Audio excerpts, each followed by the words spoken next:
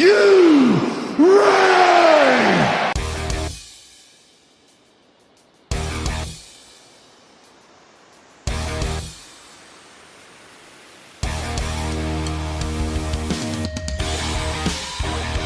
This is the D-Generation cliX podcast with your hosts, Who is Ravage? Ryan Ruffman, Ravage! Hand me that bottle cap. Miles Kane, Hand me that paperclip. Grab that twine. Gum wrapper. Daniel Schwab, We Best friends. Asgard to Mouth, and Pete. Cause I'm just me.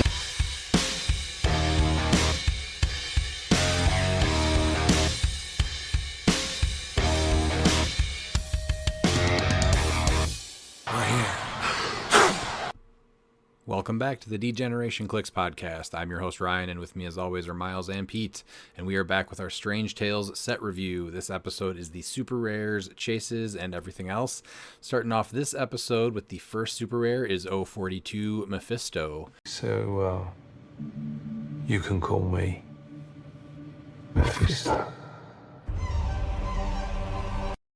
So he has the Cosmic Energy and Mystics team abilities, Deity, Mystical, Politician, and Ruler keywords. He has a trait, which is Let's Make a Deal, Probability Control. When an opposing character attacks, if they don't have a contract token, they may re-roll their attack roll. If they do, give them a contract token.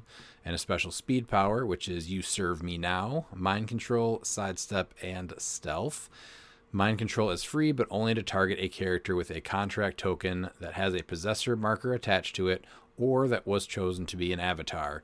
He's 50 points, 6 clicks, 5 range, 2 bolts. On his first click, he has an 8 speed with that special speed power for the first 5 clicks, 12 pulse wave, 19 invincible, and then a 3 shape change. And then he also has a, a special defense power after that first click of invincible, which is trading your life for mine. Mastermind, when Mephisto uses it, he considers friendly characters that share a keyword with him within range and line of fire as adjacent to him. When Mephisto uses Mastermind, after resolutions, heal him 1 click. I think it works really well in the set, right? Because you have so many people that are probably going to be avatars or possessors. But overall, I don't think he's doing too much. Yeah, we don't have Animal Man doesn't see a lot of play for sure. You mean putting it on him? Yeah. No, That's an He can avatar. that's an avatar. Oh, Yeah, I guess, just yeah. So that's gonna be their strongest attacker. So being able to free mind control in most instances, you're gonna be doing some damage. Yeah, which, I mean, you got to get him up there though. That's fine. It's you're gonna have to get him up there. That's fine. And once he gets to that mastermind, like that's gonna help protect him too.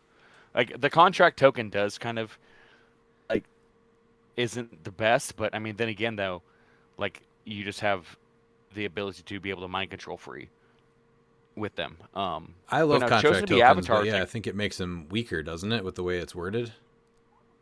Or the way it works? Yeah, and that's to try and keep his points down. But no, the being able to free mind control someone like with an avatar, because Animal Man's on every team. So I mean, if you have an alpha, you just move him up there, and he can just free mind control a rogue, if rogue has Animal Man on him. True. Yeah, so I think that there is a spot for him. He's not going to be the S tier like must play piece on a lot of teams, but he does something that nothing else really does right now. And I guess, yeah, he gives everyone prob for once a game at least. But I do like him. I guess I my think thing there's is something like, right, the alpha's so heavy that giving the opponent prob on all their pieces just means that you get hit that much harder on the first turn. So that's probably my biggest deal with him. Yeah, but luckily it's only when they attack. So I mean, there is that. But I mean, yeah. But being able to just full map, because someone's playing Animal Man, and it's usually going to be on one of their strong attackers, is going to be really good. Pete, do you like And Mephisto? the good thing, I was going to say one more thing before Pete is the good thing too is that this could discourage people from picking a power, knowing that your alpha can mind control them. So that way they can't, have a power picked, and then at the end of their turn or whatever, they can choose a power. If you're still alive, once they've probed all their Yeah. hits to hit you. Yeah, Pete, do you like this that's guy? fine. How many? I do like him actually. I think this is a good version of Mephisto. I understand what you're saying with the limitations, Redman. Like you have to get him out there and stuff, and the probability control. I mean, that could go either way, right? Like, so you're assuming that they miss and then they hit. I mean, most alphas are hitting anyway, so you know, if they miss once, they may miss a second time. I think he's appropriately costed. I think he's super cool, and I think he's really fun. Because I'm an idiot, I'm trying to make a silver team with all the Mephistos with contract tokens. I guess I would have just liked to have him have even like a running shot on the top, or give him a little bit more defense with like a free smoke cloud for 2, or he generates something kind of like Madeline Pryor does, some little phantasms or demons or something like that, like bystanders. Just a Yeah. little bit something to keep him a little bit safer or give him a little bit mobility. I just don't. I think he's kind of like stuck in that middle point of he's not doing either good enough. He's too slow with just sidestep, and then he has stealth, but having to find stealth can be hard because he can't. Well, that's just why running with shot the there. the avatar, yeah, with the free mind control is that, and then obviously it's going to take a lot to really, one shot him, and so that's where the mastermind's going to come into play, being range and line of fire. Well, yeah. Well, I think I would have mind liked them a control lot is- better with traded leadership, right? That would help too, yeah. Because leadership, I think, Yeah. is kind of hard to get right now. It's not being given away too easily. No, I think him with traded leadership, and he's a much, much better piece at 50 points. And I don't think that breaks him by any stretch of the imagination. No. And he still needs the range and line of fire for the free mind control too. Just because they have those things marked doesn't mean he can do it Yeah. from across the map. No, So he still has to get no, thrown I'm saying out that. there, Yeah, that's but what. he needed. I Yeah. guess like mastermind fodder, or be able to make his own smoke cloud. Just something to keep him just a little bit safer if you have to throw him out there, or he has running shot, then he can sidestep back into stealth. Like just one more thing, I Yeah. think, and I would have liked this guy a little bit more. Or improved targeting or leadership, like any of that stuff would have made this piece better. Yeah. He's just missing like a little bit more to make him desirable. He's not terrible by any means, but I'm not like excited to play him, I guess, is my issue. Yeah, I don't think he's competitive. I think he's fun. Yeah. Miles, you want to take the next one? Oh yeah, the next one we have 043A, Doctor Strange. Oh, great all-seeing eye of Agamotto!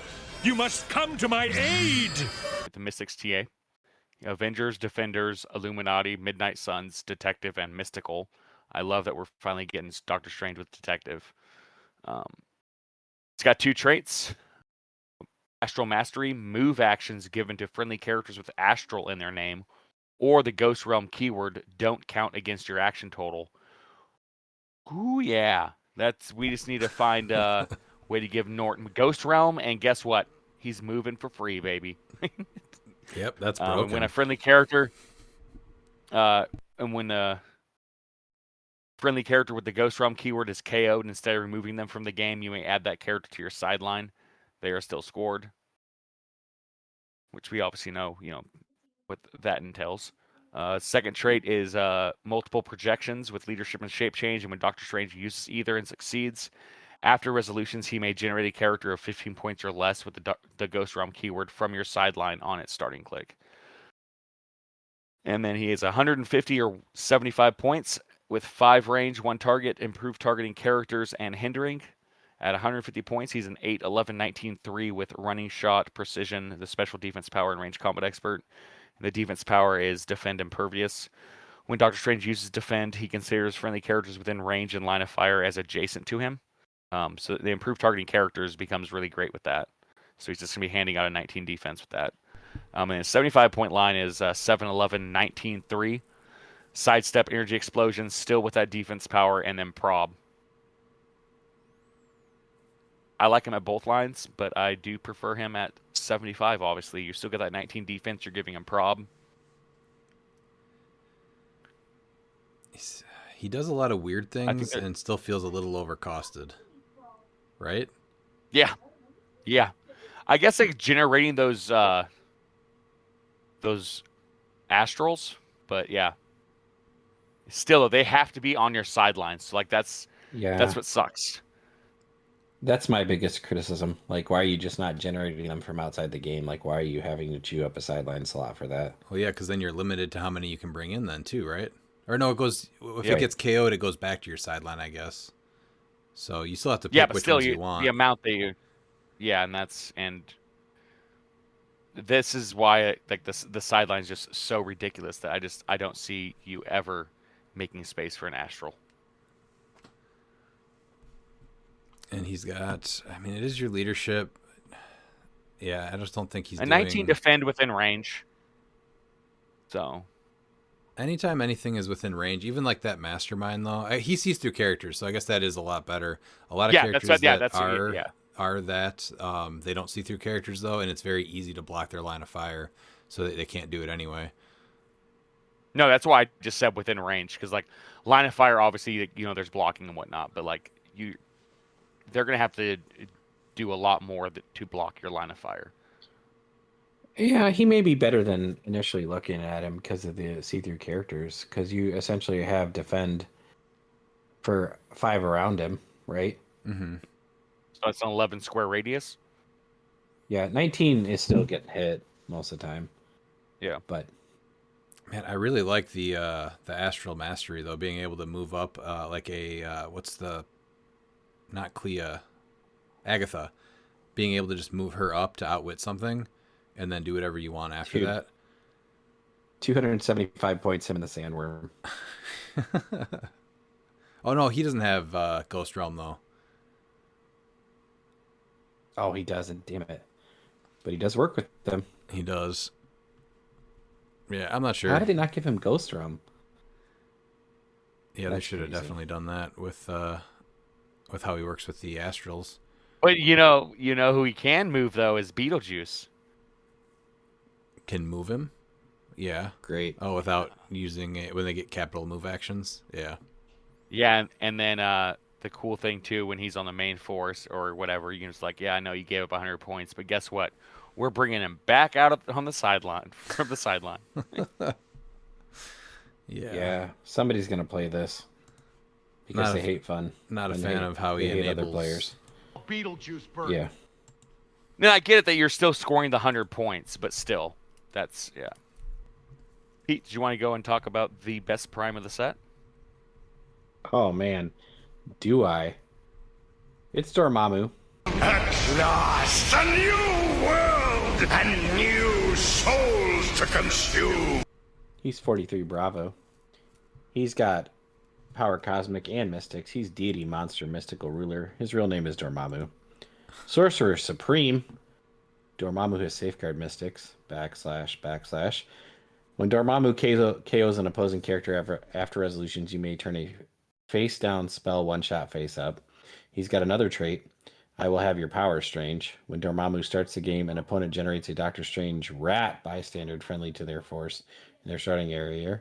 If an opposing character is named Doctor Strange rat, modify Dormammu's combat values -1. Is that right? And Dormammu's combat values can't be positively modified? Yes. Okay. Interesting. He's got special defensive power on his first 3 clicks. Invincible at the beginning of your turn, you may generate a blocking train anywhere on the map. 75 points. 6 range, 2 target. He flies. He's an 8 running shot, 12 pen side, 19 with that special defensive power, and 4 outwit. Eventually, you go to no move and attack, and then late dial, he gets charge, quake, impervious, and close combat expert. And Doctor Strange Rat is a tiny piece. He's 4 stealth, 8 attack, 17 super senses, and 1 probability control. You guys are a lot smarter than I am. Why is this a prime? Because the rat is so good. The rat's better than Dormammu is. Well, the reason why he's a prime is because they know that if he wasn't a prime, you'd be able to manipulate a lot of things. So, like, you're going to be definitely playing him with an outsider's figure to make up for that. And he makes a blocking terrain anywhere on the map. Yep. Trying to polish this. Not gonna fall for it. Can't do it. I can't either. It sucks because I'm a huge Dormammu fan. I love the sculpt. Why he's $95 is insane. For 75 points, you have a 3 running shot, 11 attack, 18 defense, and 3 damage. Yeah, that's why you're playing the Legacy Green Lantern for outsiders.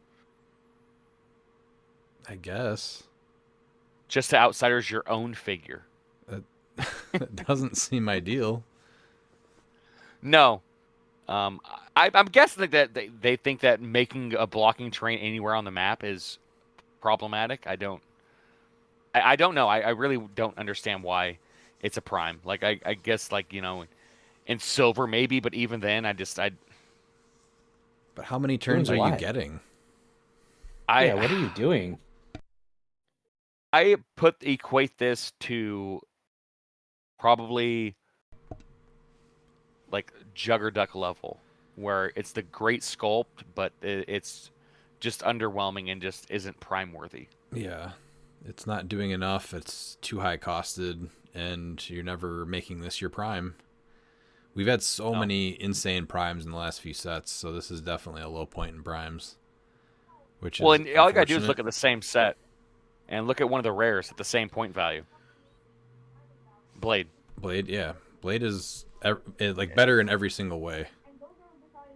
And you understand why he's a prime. You give your opponent a prob piece, and then it's And like I said, you get 3 running shot.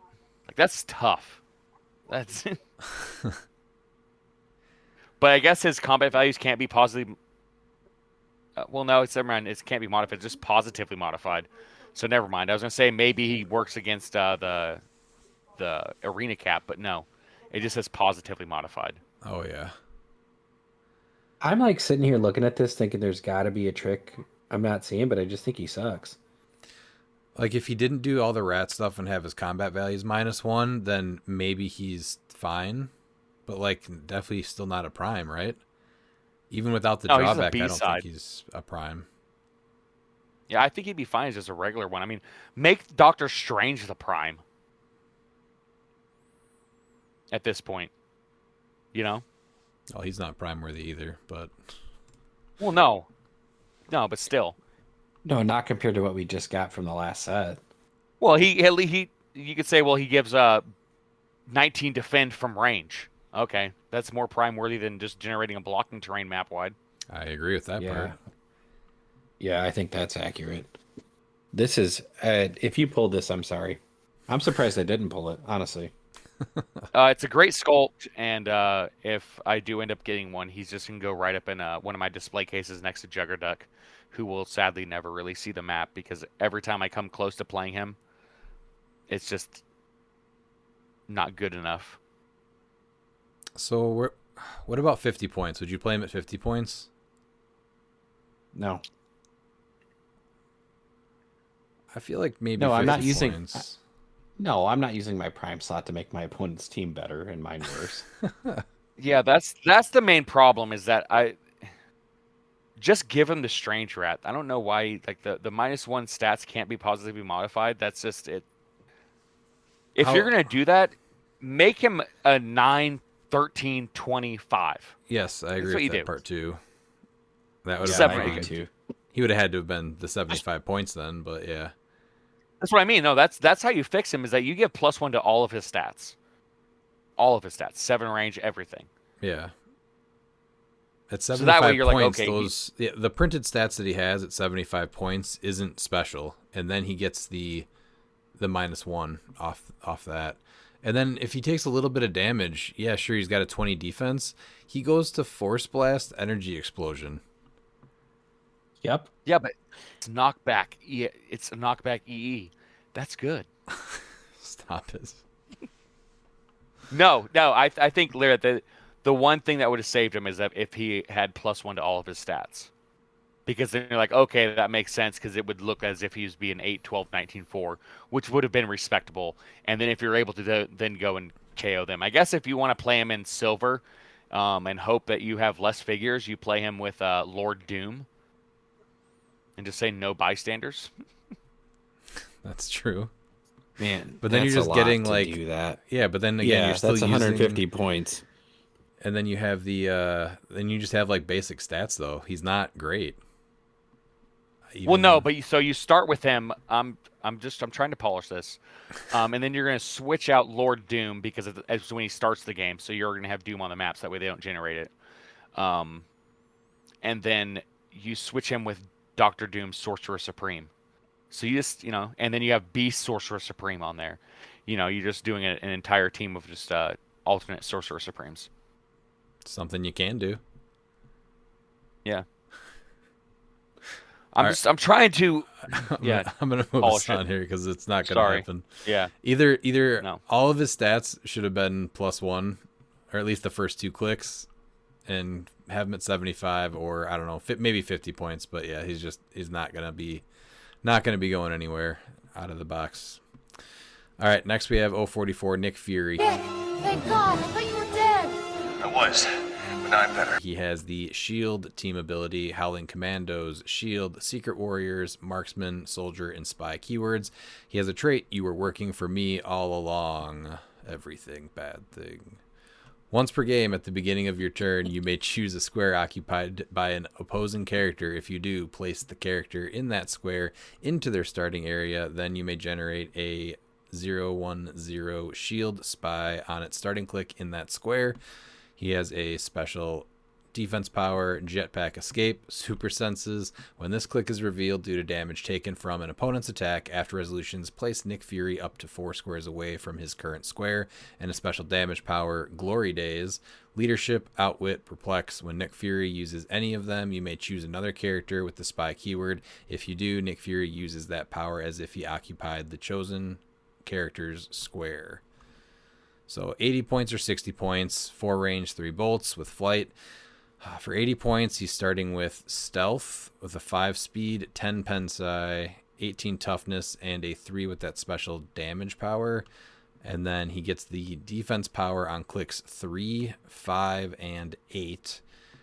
60 points, starts on click 4, which is an 8 running shot, 11 Pensai, 17 toughness, and 3 damage. And then 8 clicks of health, so he gets KO'd on click 9. So why is this guy 80 points and he can't move with a 10 attack? Because you're going to hit the alpha is you're going to just place an opponent, even if they're still in their starting area, into another square of their starting area. Generate the 40-point shield spy, because you're always going to be shield. And you're going to choose that character to outwit something, and then you're going to do like ranged combat expert. And hit them 11 for 3, and then you're going to give up 40 points. You're going to give up 40 points? Well, the shield spy the shield spy is 40. That's right, yeah. But why does 80 points even exist? Why would you ever play him with a 5 stealth, 10 Pensai, instead of 20 points less, 8 running shot, 11 attack? Still have Pensai, and you still have the special damage power. I don't know. Yeah, he's playable at 60. He's not playable at 80. No. Like, the values are terrible. The movement and attack is gone. Like, an extra soft click is not worth that 20 points. No, so you get -1 to your attack and -3 to your speed without a movement attack for an extra 20 points. Right. Yeah. It feels like that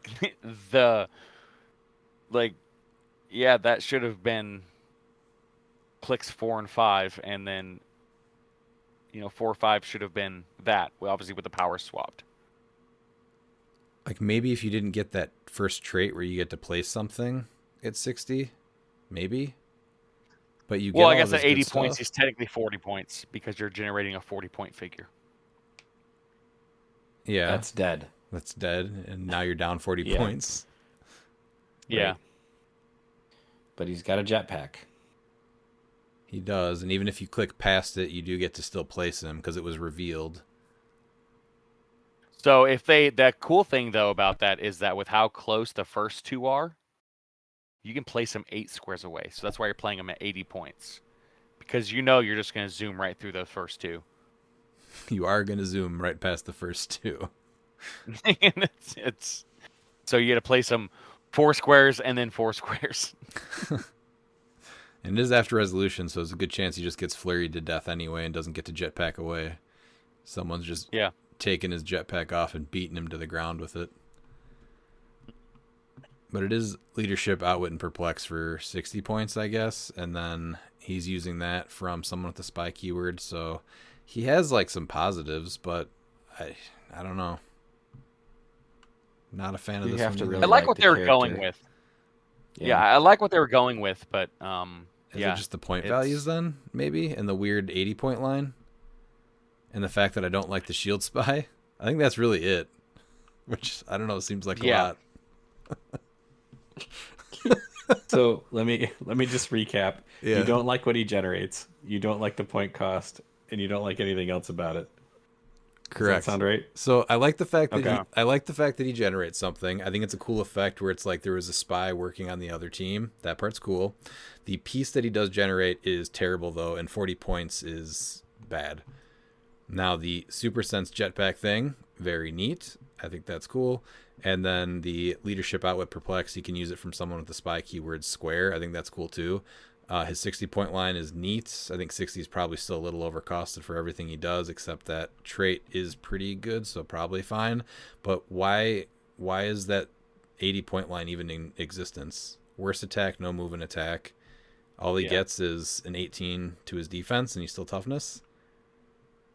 I think, honestly, with it only being once per game, it should have just been you may generate a character with the spy keyword on it starting click in that square, like up 40 points. Where you give it like a point limit. It's once per game. Yeah. It's not like it's every turn. So I think that would have been a lot better because Shield Spy is just bad. Yeah, I mean, he's instantly just giving up 40 points. I guess you get an outwit off, but... Yeah. But as long as it lasts. That's why I think if it was just choose a standard character with a spy keyword of 40 points or less. Yeah. On his starting click. It's only once per game, so that's why I think it'd be fine because it's only once per game, and we give him a lot more options, and you can get a little more creative with it then. So yeah, I think that's again there's neat things with him. I just don't like what you're locked into for some of it.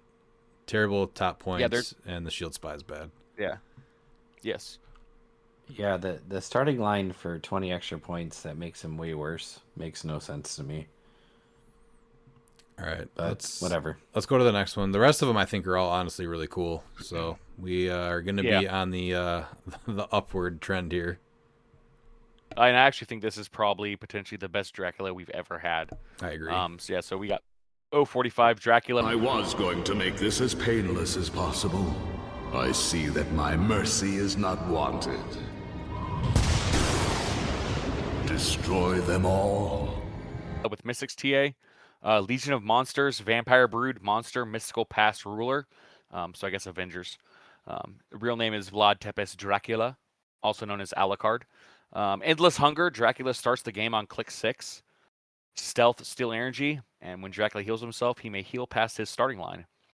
He has a special speed power on his starting click of click 6, but it's on clicks 3 through 8 of his 11 click dial.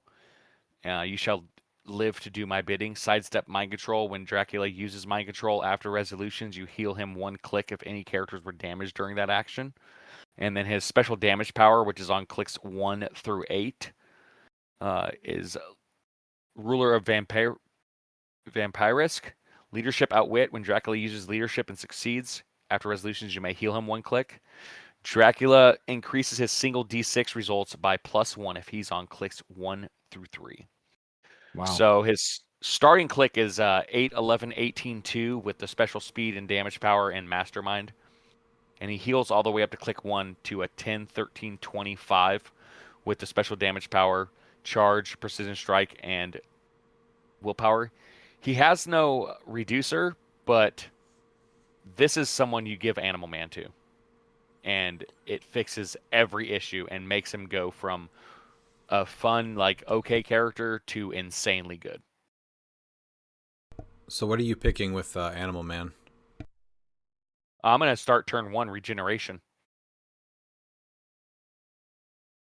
Soul Siphon and regen, you can almost get to click 1 easy. Yeah, I was going to say there's plenty of one-shots to do this guy, because what's neat is that he doesn't have to heal through steel energy. He has any way he can heal himself, he can do it. So you can also give him the Bloodstone. Yeah. I think, yeah, obviously Animal Man but you don't want to good. give... No, because you need the reducer. I think that you need the ability to give him invincible. I think that's why you want to go Animal Man. It's still, yeah, probably because better. You want that reducer. I think the only thing is that you don't want to potentially have it shut off by somebody.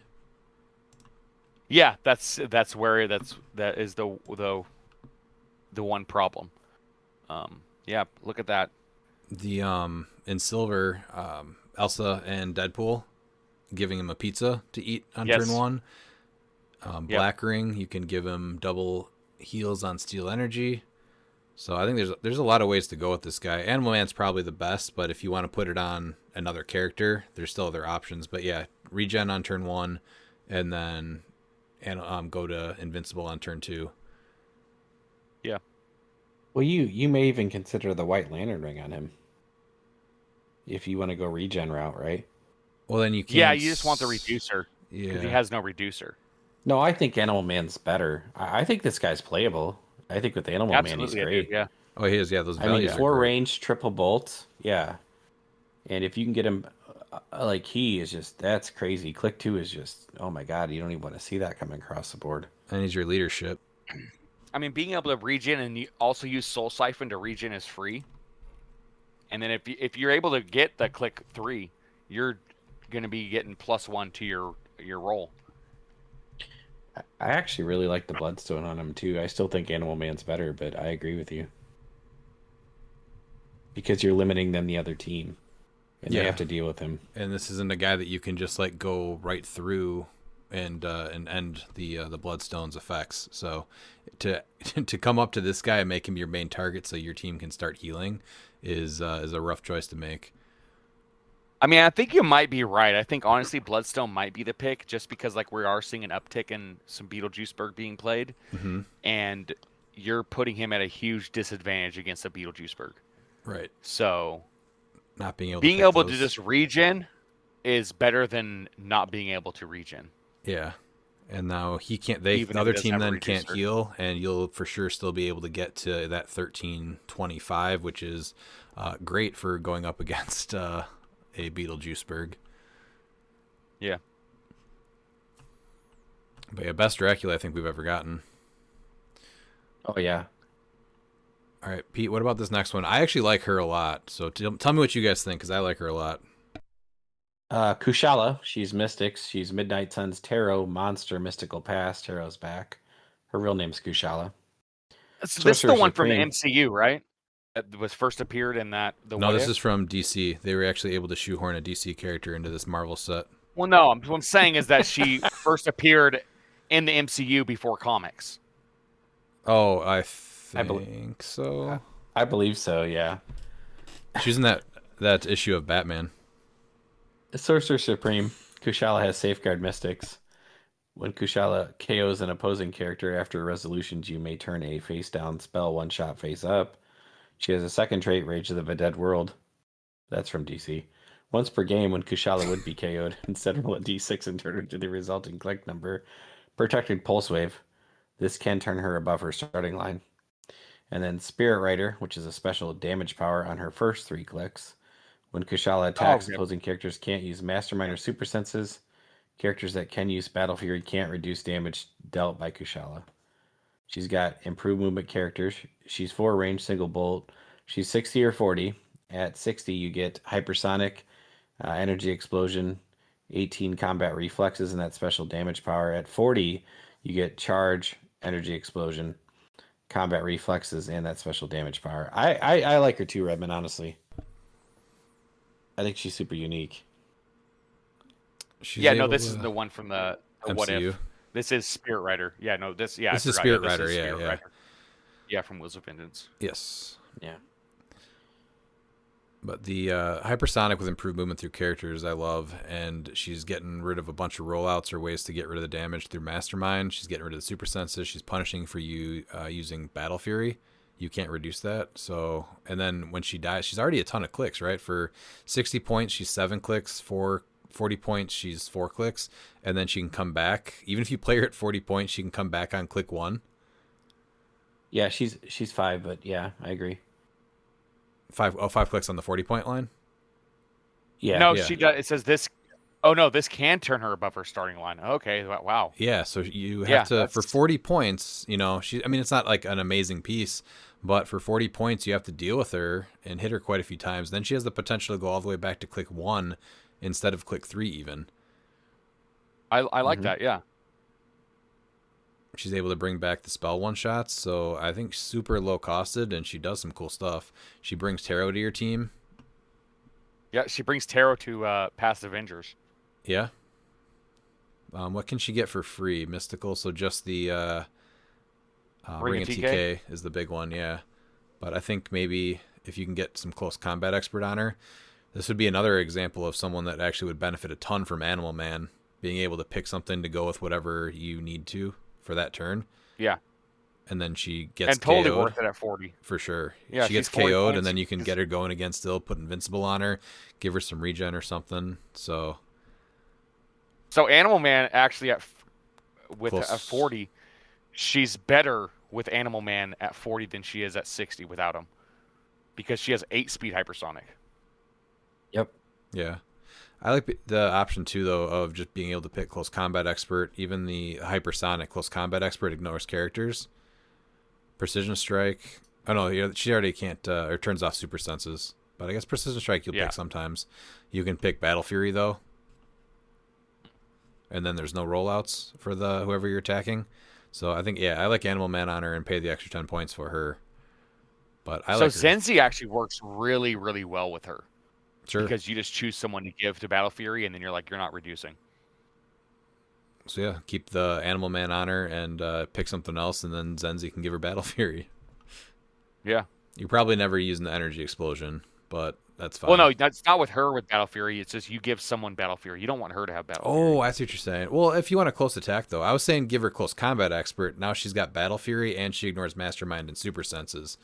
Okay, yeah. Realistically, you're never... Well, obviously, Hypersonic Speed, Energy Explosion, Charged Energy Explosion, you're not usually going to ever be able to pull No, that I would off. do... That's what I was saying. With Zenzi, though, I would give someone... I'd choose someone to give them Battle Fury. Give her Close Combat Expert. Yeah, I get that trick. Then Yeah, that makes... I like that a lot, yeah. So now you're choosing a character, basically, that can't. So another just way to have people not be able to reduce. So I like that trick a lot. Yeah, super cool sculpt. Very fun, interesting dial. Looks like a super fun piece to play, and there's tons of things that you can do with her to make her even almost borderline competitive, right? Not like a slam dunk, but she does a ton. She's French. I think she's for sure. absolutely Yeah, French. you got to sink a ton. Like you Yeah. just said, you put Animal Man on her, and you got to sink a ton of attacks into her, and you put Close Combat Expert on her. Now she's a 12 for 4 with Zenzi. Someone can't reduce 4 damage, and they don't get Super Senses or Mastermind.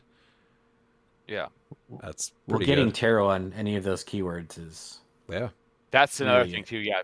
yeah. Bringing Tarot. And then you're also going to look at the ramifications for in Silver, because now you have those keywords in Silver.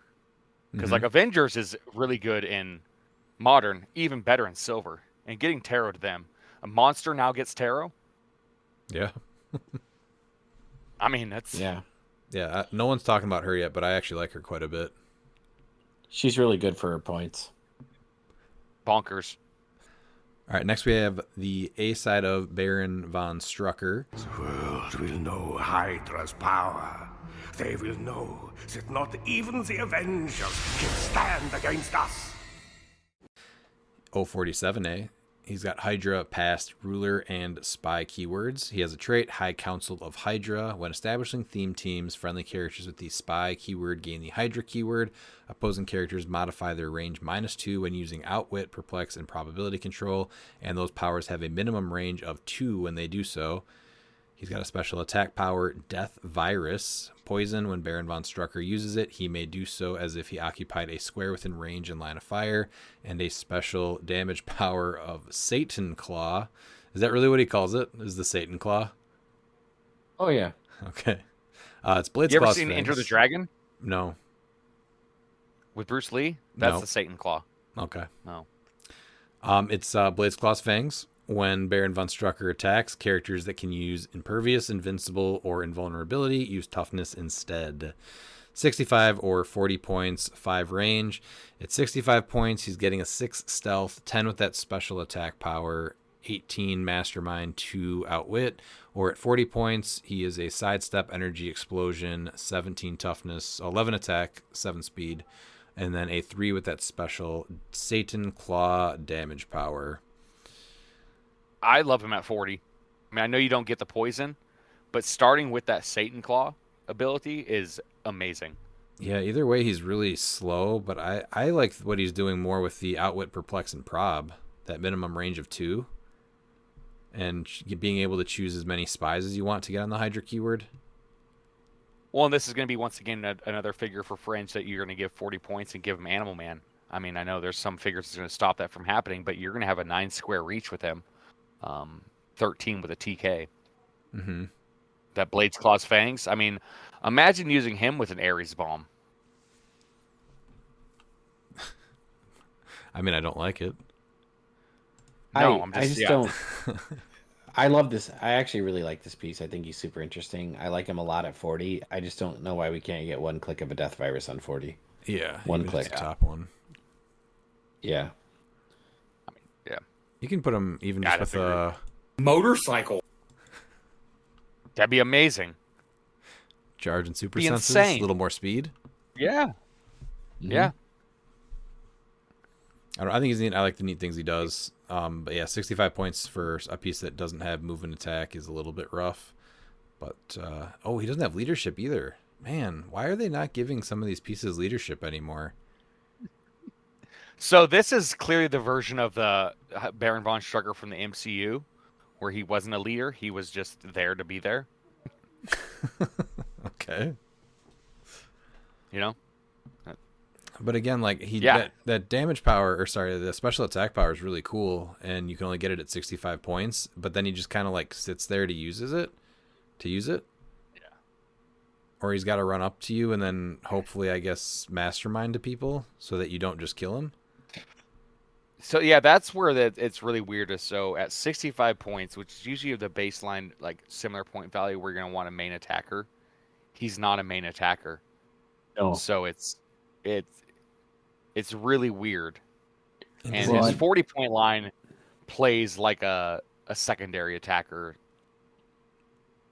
Maybe they should have like switched the point or like lines, maybe. And does he really need energy explosion instead of that special attack power? On one click. Click 5. Yeah. Like at 65, you're losing a speed, you're losing an attack, and you're losing a damage. The opposing prob, outwit, and perplex at minimum range of 2 is insane. No, that's great. It is. But yeah. But that's this is just like Nick Fury, right? You get that at 40 points too. Yeah. So why am I playing for 25 points? Why am I playing him at a higher point value to get a 10 attack and sit in the back and not do anything? You know, he still has a 5 range. I guess that's fine. But it's not penetrating. It's nothing special. It's still just poison. Yeah, you look at figures around that cost and like for why they're going to make your team. Yeah. It's not like, well, I want to play him just because Baron Strucker. Like, you know, we're looking at it too, like when you're team building, you're going to look at like the pros and cons of this figure, and then you're going to want to try and compare him because like that's just how this game is. It's not just I just want to play him to play him. He doesn't bring anything great to the team at 65 points that he doesn't do better at 40. Right. I realize he does that poison, but it's not worth paying 25 points for. No. Like, it's just not. It's too easy to smash everything around him and then KO him too, and then it's probably the poison doesn't even matter at that point because they're gonna have a reducer. Well, and then poison is a free action, so you know we know how that goes. Can't do that once you get to start making cut and everything. Like, you know, obviously it's not gonna be every game, but you're going to want to look at that. You're going to want to look at, okay, like, I realize that he can't use sidestep at 40, but he's only 40 points, so you can TK him up there. He can do energy explosion, and if they are close, I mean, I love the Blades power. Claws, Fangs. Yeah, I love the Blades power. Yeah. Being able to tell someone that has impervious that they now have toughness. Well, even invincible too, like Prime Rogue. Like, Yeah. no, you have toughness. What the Juggernaut that's seeing a decent amount of play still. He's impervious that reduces pen damage, right? Yeah. Yep. Yeah. So there's plenty of people that mess with you. I like him a lot for that alone at 40. I do too. But yeah, and that trait again, like the trait you get at 40 points. There's really no reason to play him at 65. No. All right, let's go to the Prime. The Prime I do love though. This is one of the high-end French pieces, I think. We have the 047B Baron von Strucker. The world will be mine. Hail Hydra! Which is the Hydra TA. And his keywords are Hydra, Mystical, Past, Ruler, and Spy. He's got 2 traits. His first trait is friendly characters with the Hydra keyword have Mystics and Minions of Doom. And then his second trait is everyone is expendable. When other friendly characters have, when this character is KO'd by an opposing character, after resolutions, roll a d6. 1 through 3, remove an action token from a friendly character, and 4 through 6 is generate a character with an expendable goon trait on its 15-point starting line adjacent to a friendly character. That character, the generated character, gains the Hydra keyword. And then he has a stop click on his last click of 5 clicks, is stop regen, LMD. And then his special damage power on clicks 1 through 4 is leadership and outwit. He's 5 clicks deep. 4 range, 1 target, 8, 11, 18, 3 with plasticity, poison, mastermind, and that damage power for 2 clicks. And then he goes to combat reflexes on clicks 3, 4, and then just stealth and the stop click on click 5. I mean, this guy instantly makes Hydra meta in modern, I think, and in silver. Silver for sure, right away, instantly. I'm not even thinking of him as Hydra. You can look at his other keywords because so if you put him on mystical and with Madeline Pryor, for instance, right?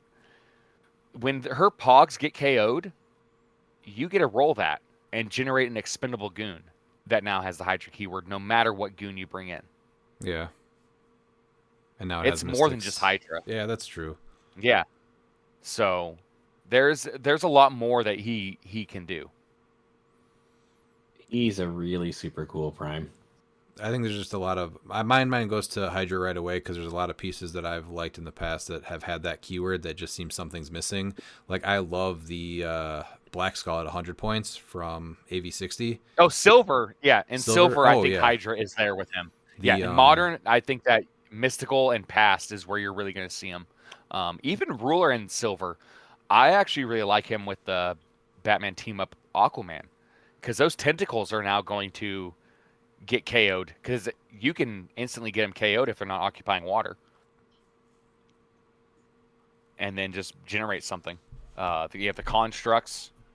Yeah, anyone that has 0-point pogs, I think it makes those figures so much better. Because you can bring in any goon that will now have Mystics and the Minions of Doom keyword. Oh, just in modern, he pairs with Bot. He pairs with Primus on Hydra. Yeah.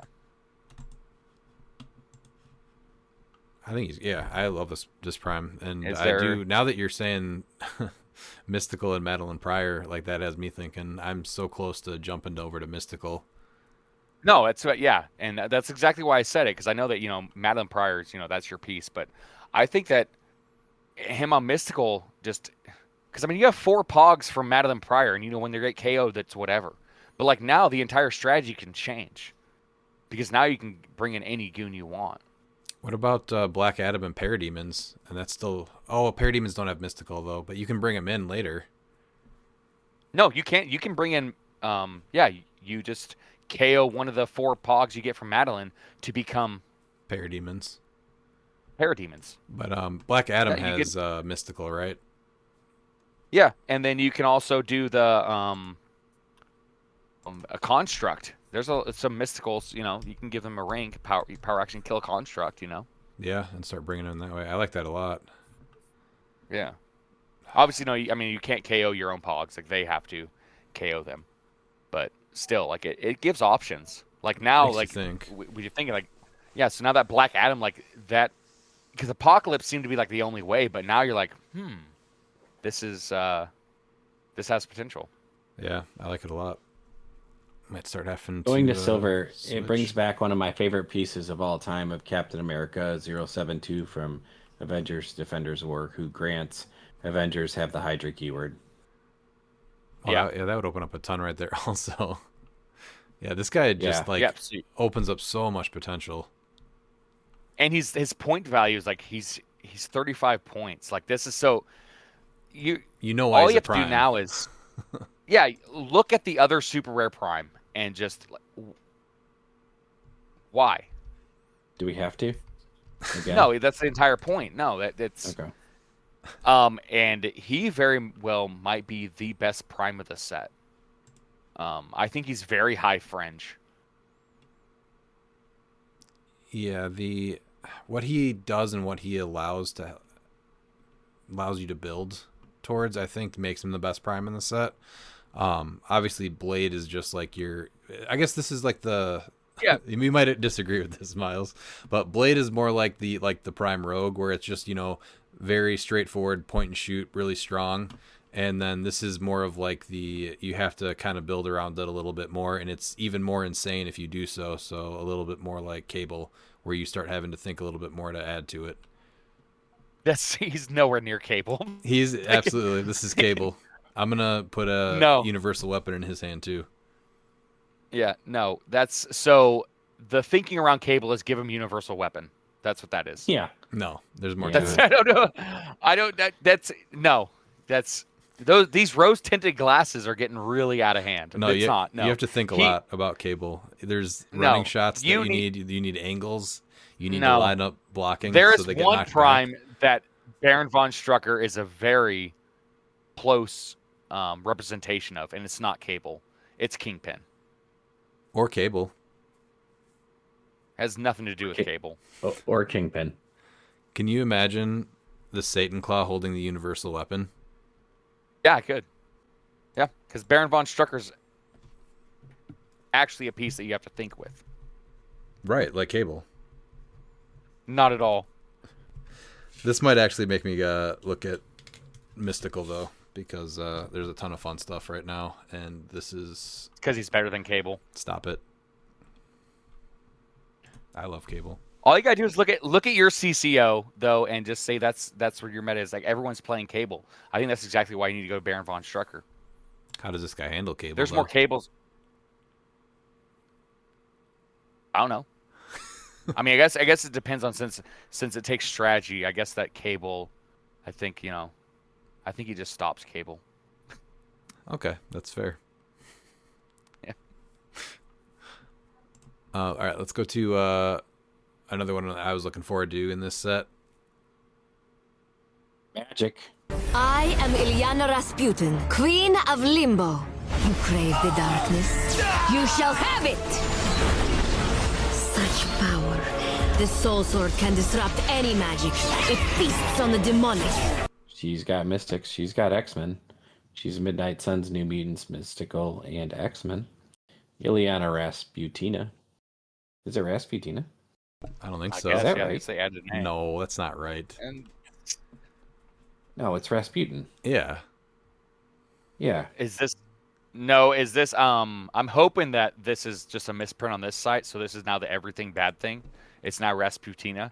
So now we have Piotr Rasputina. All right. Sorcerer Supreme. Magic as Safeguard Mystics. When magic KOs an opposing character after resolutions, you may turn a face-down spell one-shot face-up. She has a special speed power on of Limbo. Charge, sidestep, improve movement through elevated blocking characters. She has passenger 4, but only to carry characters that share a keyword with magic.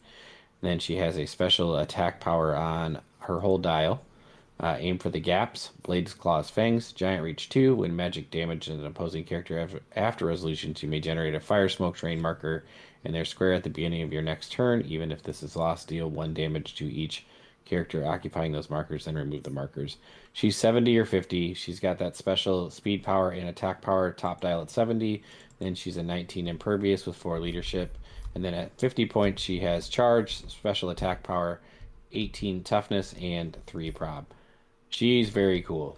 I know you were excited about her, Redmond. I like her a lot too, honestly, at both dials. Yeah, I was excited for her, and I got to play her in the monthly game. Unfortunately, Dalton rocked her really hard with the Juggernaut, so I never really got a chance to get her to do anything. I had the Blood Axe on her, so I was super excited to go with her. But she's I think she's okay if you're a fan of the character, but I don't think that she, especially at you have to play her at 70 to get that special speed power. I just don't know. I think that she's worth 70, and at 50, I think that you can do better for 50.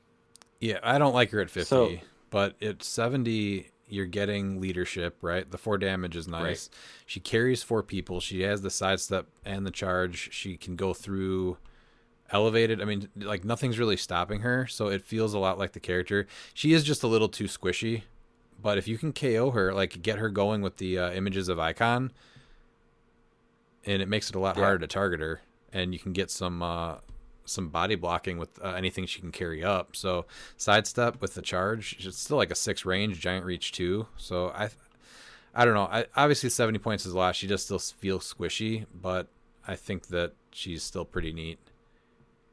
No, but I like her. Nice, I like yeah. her at 70 more than 52 because for the extra 20 points, you're getting impervious and leadership. Yeah, it's worth the extra points. Right, I just don't and know you're if getting it's the of limbo. good enough. Yeah, I just Because don't you know won't if it's see good you enough. won't see that at 50 points until she's taking a ton of damage. Right. So she's automatically has way less utility at 50 points. I mean, I do like the improved movement, but But Yeah, you have to have that special speed power. Right. that's what I mean. It's at 70. I just don't know if she does enough for 70. So at 50 points, you should have had that at click 3 for at least 1 click. Yes. Oh yeah, no, that special speed power is that's who the character is. It's really weird, but yeah, it's just that I mean, you're gonna pay almost a third of your team for her. I just don't know. You can look at other things that are close to that points, non-primes, and I just don't know if she does enough for those points. Yeah, I think that probably the sidestep, improved movement, and passenger probably could have been a trait, and then she just always has charge or flurry. Probably would have been better. Oh man, if that was traded at 50, she'd be crazy. I mean, I don't think that would have really broken her if that was No, just not at traded, all. because that's what she is. You know, that's just what Magic does. It's The last Magic had to get errated, and she became not great after that. So yeah. Still waiting for that errata removal. Yeah. Aaron, It's not happening. Sorry, it's not going to happen because Cable Prime is just confirmed that it's not going to happen. I don't know. Low point mystical pieces that she can carry up and body block with. I do think that there's potentially something there, especially with the one shots. If she can KO something, and like I said, keep bringing back images of Icon every turn, you're able to give her some rollouts also, and then have to go through the other pieces around her. Yeah. Potentially. Yep. All right, let's go to Frankencastle. This is the last super rare. He has the Avengers team ability. This is 049. He has the Avengers Legion of Monsters, Brute, Monster, and Soldier keywords. He has a trait, Earth 666 Undead Avengers. When Frankencastle attacks, after resolutions, generate a bystander printed on this card for each 6 in the finalized attack roll. Bystanders on this card have max 1. He's got a special speed power, Shamble, charge but don't have speed, and a special defense power, synaptic glue pills. Invincible, willpower. When one or more action tokens are removed from Frankencastle, heal him 1 click for each action token removed. Protected, outwit. So he's only 70 points, 7 clicks of health, 4 range, 2 bolts. He has that special speed power on his first 4 clicks, starting with a 7 speed, 11 super strength, 18 invincible. Then the next 4 clicks are that special defense power and a 3 empower. And he alternates between empower and enhancement for the first few clicks before finishing on exploit weakness. So 70 points for this guy. We just saw 70 points for magic. How about the bystanders? How does he do that again? It's a 6 in the finalized attack roll? Yeah. Yeah. So first is Daredevil, 3 range, Avengers TA. He's got a 7 flurry, 10 in cap, 17 super senses, and 2 empower. Capwolf, they probably all have the Avengers team ability. Yeah. Capwolf is a 7 sidestep, 10 blades, 17 toughness, and 2 exploit weakness. And then Black Widow is a 3 range, Avengers team ability, 7 stealth, 10 poison, 17 combat reflexes, and 2 ranged combat experts. They're all pretty good. I think that Capwolf is actually one of the werewolves. I think that's the stat line and powers. Oh, that's one of the nice. clicks from Worlds of Wizards. That's actually cool. I want to say that. Yeah. I don't know how accurate that is. There we go. Werewolf is no. It's the same stats for attack, defense, and damage, but it's a 6 speed. Oh, okay. Yeah. They're all good, and depending on where he's at, getting that empower off and then being able to flurry right after, or getting the imprint. This is someone I think you give Crimson Gem. Yeah, I think there's a chance, and I think you give him the Crimson Gem. Just a breakthrough blocking. Yeah. 7 Yeah, I like that. Breakthrough blocking and have an attacker to do so. Get where you want, and then he's able to pop out a potential bystander. He's got empower. Daredevil could flurry for 3 damage. Capwolf has blades exploit. Black Widow has a poison and range combat expert. So yeah, Capwolf would be hitting for 3 exploit. Yeah, and then Frankencastle gets hit once, and then he has an you can't outwit his invincible, and he's got willpower. Chance to remove a token and heal with willpower, and that's it. Well, and also when he clears. Yeah, but there's nothing there's not any other way on him, right? No. None of the bystanders have leadership or anything else built into his dial to remove besides clearing and willpower. Yeah. All right, so where does he land with you? He does give you the Avengers team ability too, so I think that he's fun, and I think there's potential, like I said, with the Crimson Gem. It's a unique take. I think Frankencastle is a great character. He's low fringe, but, I mean, there could be something there. I mean, charge half speed is nothing to sneeze at. No, and he's already got the super strength, too, to pick something up on the way to get it out of the way. I just know that if I play him, I'm not ever rolling a 6 in an attack roll. I mean, I'll have a 6 total, but never having a 6 on my die. I feel that. I like him a lot. I think it's a super cool sculpt, and I think it's a super cool version of the character. He looks super fun to play. I'm looking forward to putting him on the board, honestly. Yeah, I can see someone making something with him. All right, let's go to the chases.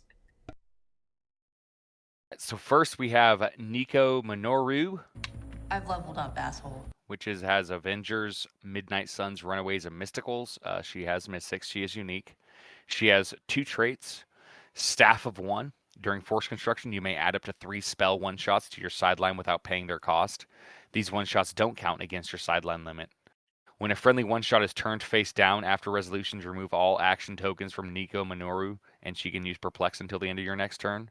And then she has traded leadership and free once per game. Choose a standard power. Nico Minoru can use that power this game. So she's 150 points, or 100 points, or 50 points. 5 range, 2 targets. At 100 points, she's 9 clicks deep. Starts at 8, 11, 19, 3 with running shot, pulse wave, ESD, and the special damage power, which is outwit. And when she uses it after resolutions, you may knock back the target.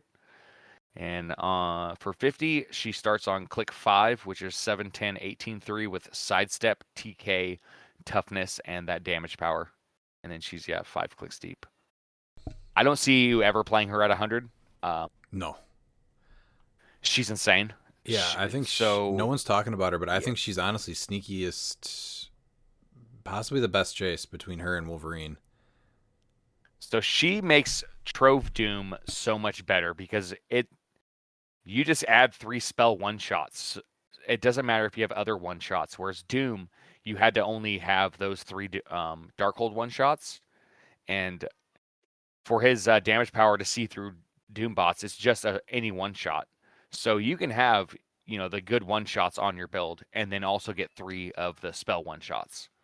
So you're able to not only, you're able to attack within more than 3 turns.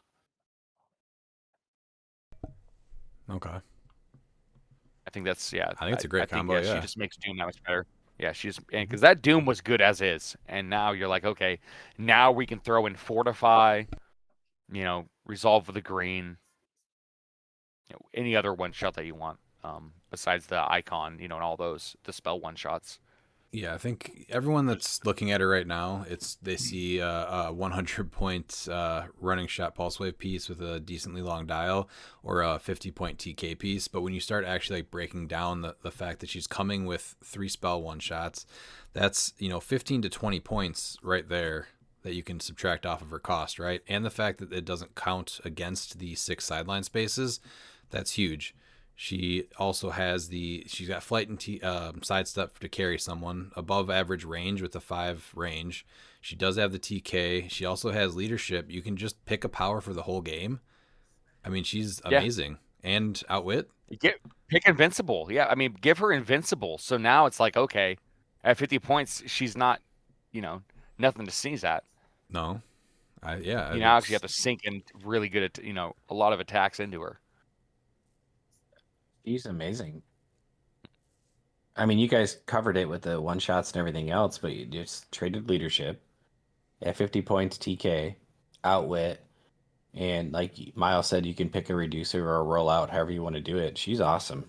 Being able to pick up power for like the whole game based off of what your opponent has is huge.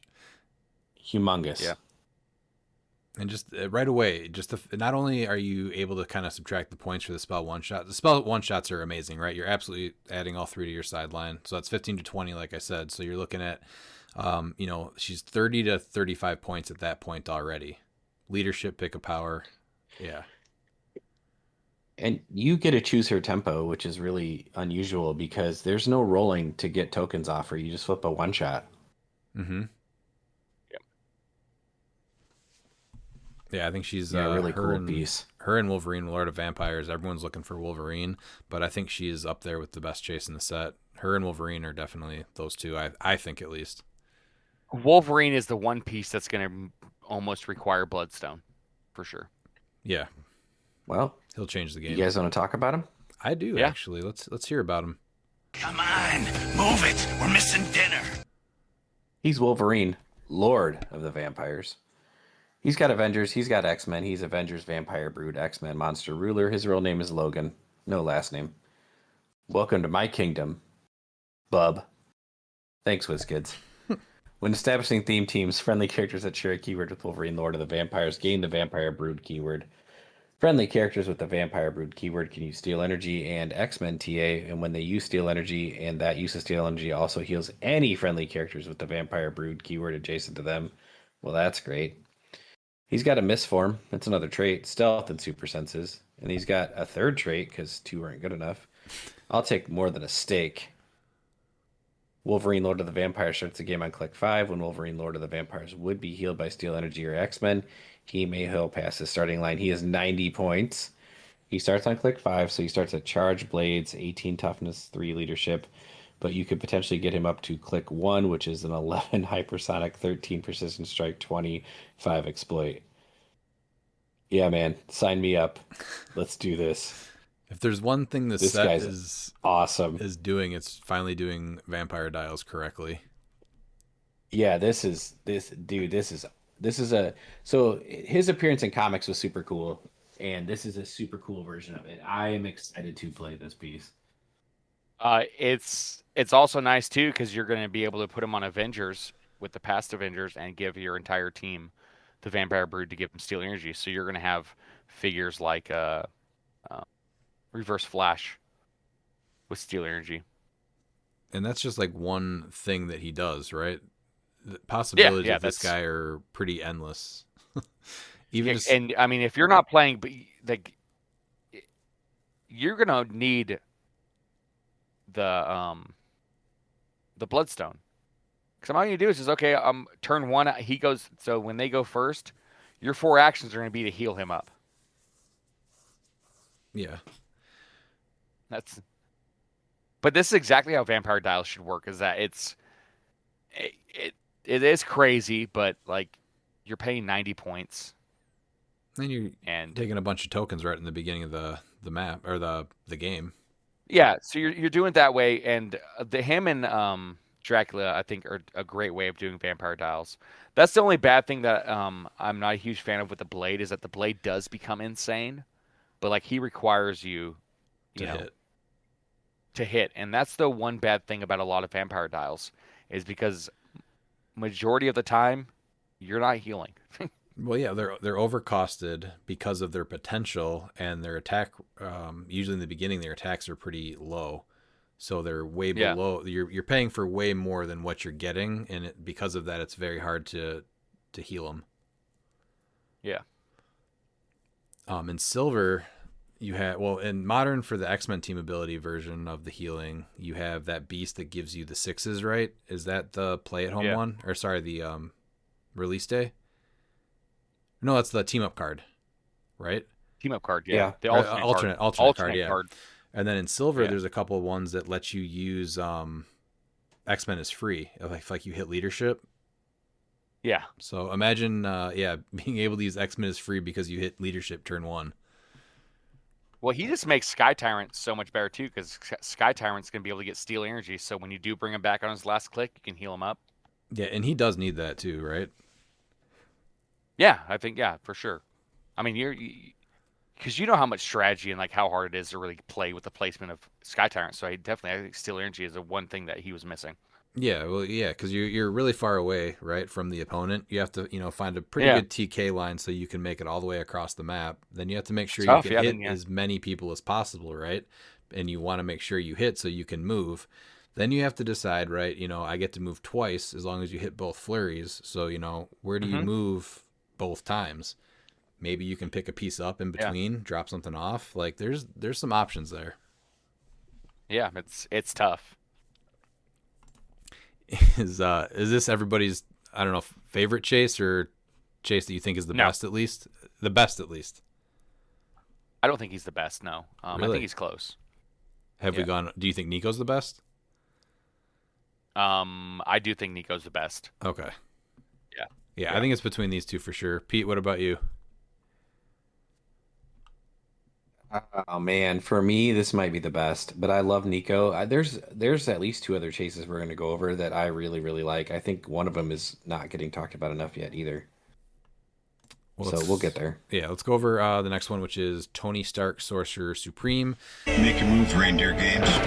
052. He has the Mystics team ability, Avengers, Stark Industries, Armor, Celebrity, Mystical, and Scientist keywords. He has a trait, Sorcerer Supreme. Tony Stark, Sorcerer Supreme, has Safeguard Mystics. When Tony Stark, Sorcerer Supreme, KOs an opposing character, after resolutions, you may turn a face-down spell one-shot face-up. He's got a special attack power, Your Magic Can't Stop Repulsors. Knockback, when Tony Stark, Sorcerer Supreme, attacks if an opposing character within range and line of fire rolls a 6 on a single d6 roll. After resolutions, deal that character 3 penetrating damage. And a special damage power, Counterspell Program 2.0. Outwit, when a friendly spell one-shot is turned face down, you may choose a game element on your opponent's sideline. Until your next turn, that game element can't use any sideline effects. So finally, we're getting some more things that interact with sideline, which is great. He has a 75 and 50 point line. 75 is giving you 8 clicks of health. You're starting with an 8 running shot, 12 with that special attack power, 18 invincible, and 4 with the special damage power. 50 points, you start on click 4 for 5 clicks of health, 5 sidestep, 10 with that special attack power, 19 defense, invincible, and a 3 probability control, 5 range 2 bolts, and flies. So you get the good stuff on both clicks, which is good. As far as his the trait and the what is this? The special attack power. You do not get the no. You need that counterspell. damage power. Yeah, on the 50 You point need line. that 50. I mean, look at Chair Panther at 30 points. Like, Right. it wouldn't hurt him to be 50 to be able to do that. Now, I realize that, you can just turn over anything, but it's just for a turn. I don't think that it would have broke him to be 50 points to be able to do that sideline, the counterspell program 2.0. I think it actually would have seen a lot more play. Quarter of your build for this is tough. Just because, like, for 45 less points, you can just make sure 2 of them are gone. I do like him, and I like how they're bringing it, but I think that it's not quite good enough, and I don't know why they didn't have him start with that at 50. Yeah, he's already got a 10 attack, so that probably would not have been the worst thing. So I guess the reason why is because they're tired of people only playing him at low point values. But even then, there is an argument to play him at 75 because he'd be an attacker with the attack value, even if he had that at 50. But I think that's my only real complaint is that the damage power is not available top dial, low dial. Yeah, I think he's awesome. Yeah, with it only being top dial, it really limits the uses of him. It's similar to, like, I like what they did with Nico, right? Where she only has that special damage power twice, but it is on her first click of both point values. So you know when the game starts, you got it. And it gives you a reason to play her at both of them. She takes damage, she moves to something else. That's fine. But just starting with prob over the damage power, is rough at 50 points. You're already giving up a 10 attack. Really, like, what is he doing at 50 points, really, He's doing absolutely nothing. Yeah, so I don't know. Play him at 75. This is actually an example of the 5 clicks of invincible. Like, you never play this guy at low, right? No, they should just gave him 1 point line at this point. Like, there's no reason to. This is when you have a figure that not every chase needs to have a low line. And you know what? At this point, make the low line click 5. He doesn't need the attack power at 50. Yeah, actually, that's a good point. I'd rather him be at click 5. Yeah, and we're losing a click, but at the same time, that's fine. That's half his dial, so that makes sense. So you pay an extra 50 points to get double, and now he's a great attacker. And at 50 points, you're starting with the sidestep 11 attack pulse wave, and I think that makes him extremely better even by losing a click. I think click 5 would have been the power. Well, the outwit is huge. I would literally everything you can pick what your opponent can't do off their sideline. That's the main reason you're playing this guy, right? The other stuff is just cool that he does. So even if it stayed at click 4 that you get that, give him the 11 attack and the special outwit power on his top dial, right? So does click 5. I'm fine. How does he interact with avatars? Because I know you can Chair Panther them, but they still get the powers. Does he shut them off for that turn? No. He only shuts off sideline active, so he doesn't stop pilots from coming out on the map like Panther does. Because Panther not only shuts off sideline active, he also stops them from leaving the sideline, so pilots can't leave the sideline. Now, obviously, there's sideline active figures like Juiceberg that he would stop, but like you need to turn over these one shots, and that's why I think that at 50 points, like you're still not playing him over Chair Panther. It's just. But, I mean, I'd be happy literally if they click 5, like losing a click. To this point now, you're going to have to look at a way to deal him one unavoidable damage. So I guess what we're going to do is we're going to do the past Avengers and give him Despero. Such a waste. But yeah, if the dial is exactly how it is, I would like it better to start at 5. Just give him Pulse Wave so he has that special outwit power, because that's the main reason that you're playing this guy. Otherwise, my preferred thing is he has an 11 attack with that special attack power and the special damage power on click 4 when he starts too. Yeah, the reason why I'm saying at click 5 with no attack power is that way you're differentiating the two the 2 point values to where you're like, you know what, those 4 clicks with that attack power is worth the 25 points because now he's like a main attacker. Yeah. I just don't like when you get a piece and there's just you never have access to the top powers. You know, like so you play this guy at 50 points. If you move him to click 5, he just never does the cool thing with the single D6 rolls. Then. Yeah, but that's what I'm saying. So that gives you 2 different. Like that would give you an incentive to want to play him at 75. Yeah. Whereas this doesn't really encourage you to play him at 50 at all. No, this. Whereas if you dial, not at all. That's what I was saying. That. Yeah, so that way, if you want to do that knockback, so you're going to have 2 different play styles for how to play the figure, and I think that's where the point values, the starting lines, I think, are at best is when you have figures that play different for their starting lines, not just that they have the exact same powers for less points, but like the play style with the figure as a whole becomes different. I don't mind that, but when it's more standard powers. When a character does something cool and extra, like with a special power, I like to see something like this where, you know, the first 3 clicks is all special.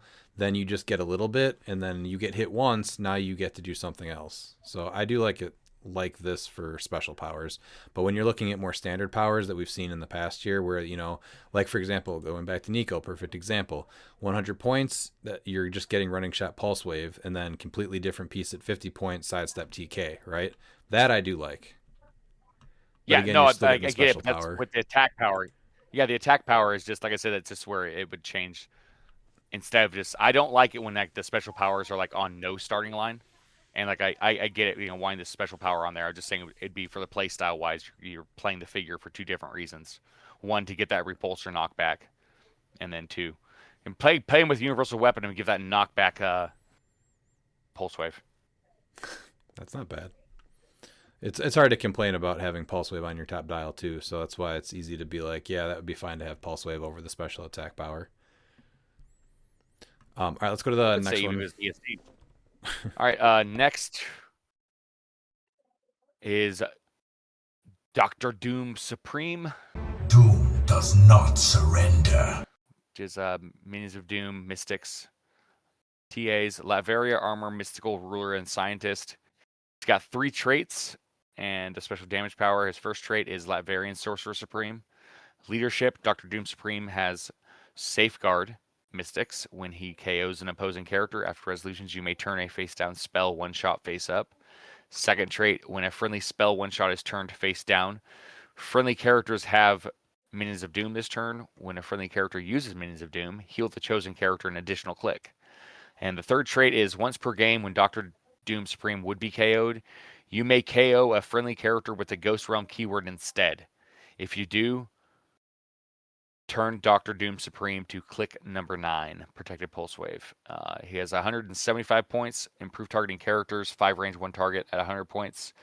He's 9 clicks long, starts at 8, 12, 19, 4 with running shot, pulse wave, impervious, and the special damage power, which is outwit and shape change, and opposing effects can't generate terrain markers. And then at 75, he is a 6, 12, 18, 3 with sidestep, precision strike, invulnerability, and that damage power.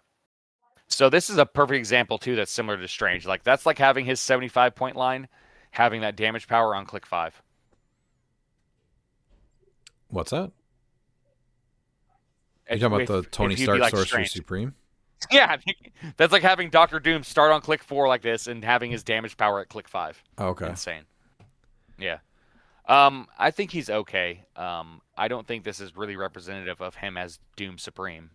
And Trove Doom is just, it's so hard to say like why you would play this over Trove Doom. I guess because no opposing effects can generate terrain markers, but so maybe that comes more into play in Silver. But this just doesn't feel like Dr. Doom, a Sorcerer Supreme Dr. Doom, especially from the storyline.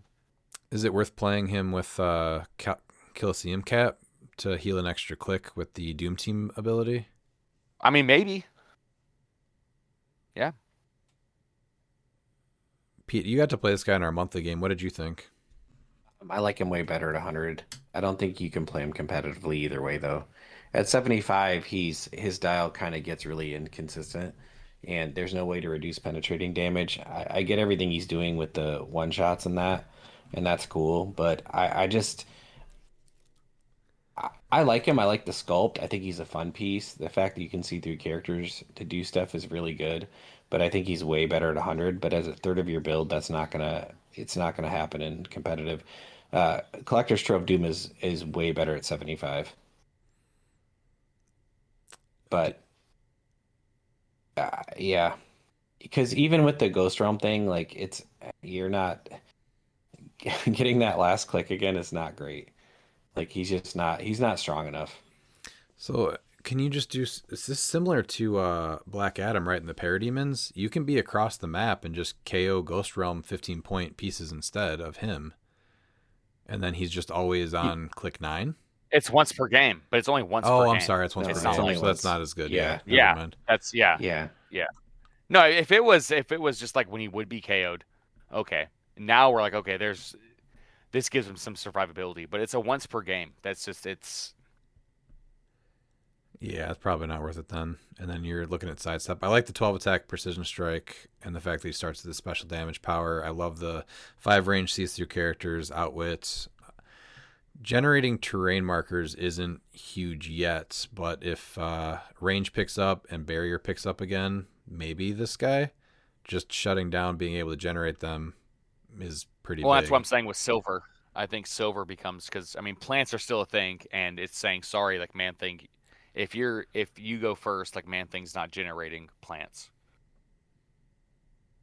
Is there any swap with this guy? I don't think Scientist does swap, right? Or no? Scientist only does swap with if you're playing the Green Goblin for Sinister Syndicate. Okay. Yeah.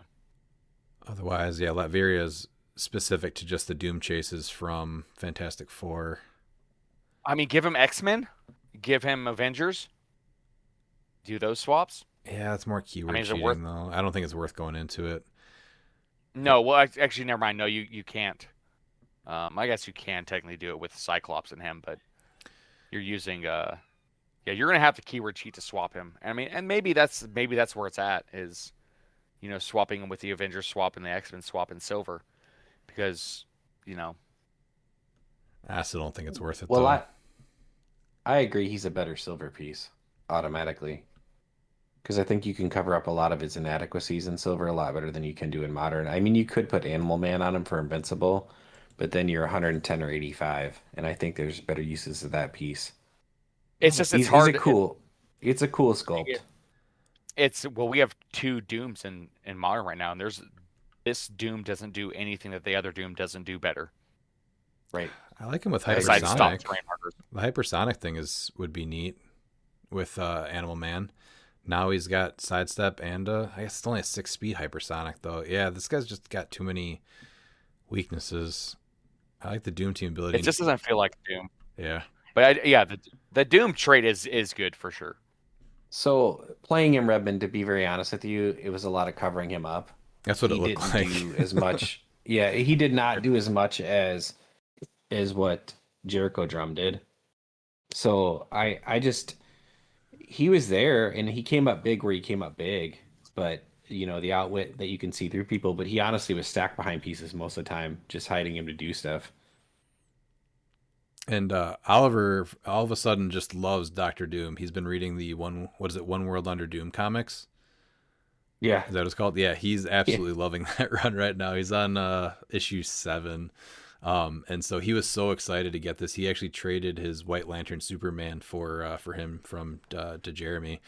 And he was so excited to play this piece at the monthly. And I think like even he knew that like he had to keep him safe. So he really didn't get a chance to do too much with him because he didn't move him out.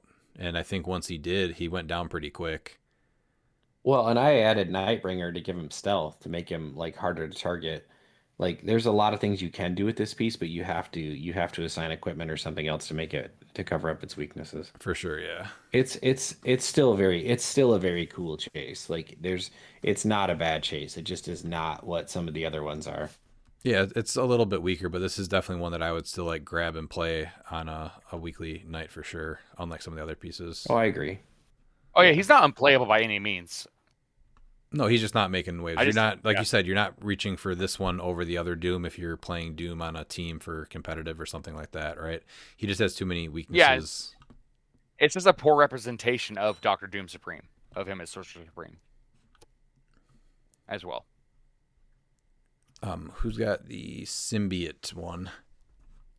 I do, and I actually really like this guy. Symbiote Sorcerer Supreme. He's Mystics and Spider-Man TA. He's Avengers, Spider-Man Family, Symbiote, Monster, and Mystical. Not quite a Sorcerer Supreme. He's Symbiote Sorcerer Supreme, has Safeguard Mystics once per turn. When any spell one-shot is turned face down after resolutions heal, Symbiote's Sorcerer Supreme. It's a lot of S's. One click. Trained to fight sorcerers. Blades, Claws, Fangs, but with closer range attacks. When Symbiote Sorcerer Supreme attacks, opposing characters can't re-roll or replace die. I love that. And then Peter's checked out. He has a special, that was a special attack power. And then he has a special defense power, late dial. Combat reflexes, toughness. Symbiote Sorcerer Supreme can't be targeted by non-adjacent characters.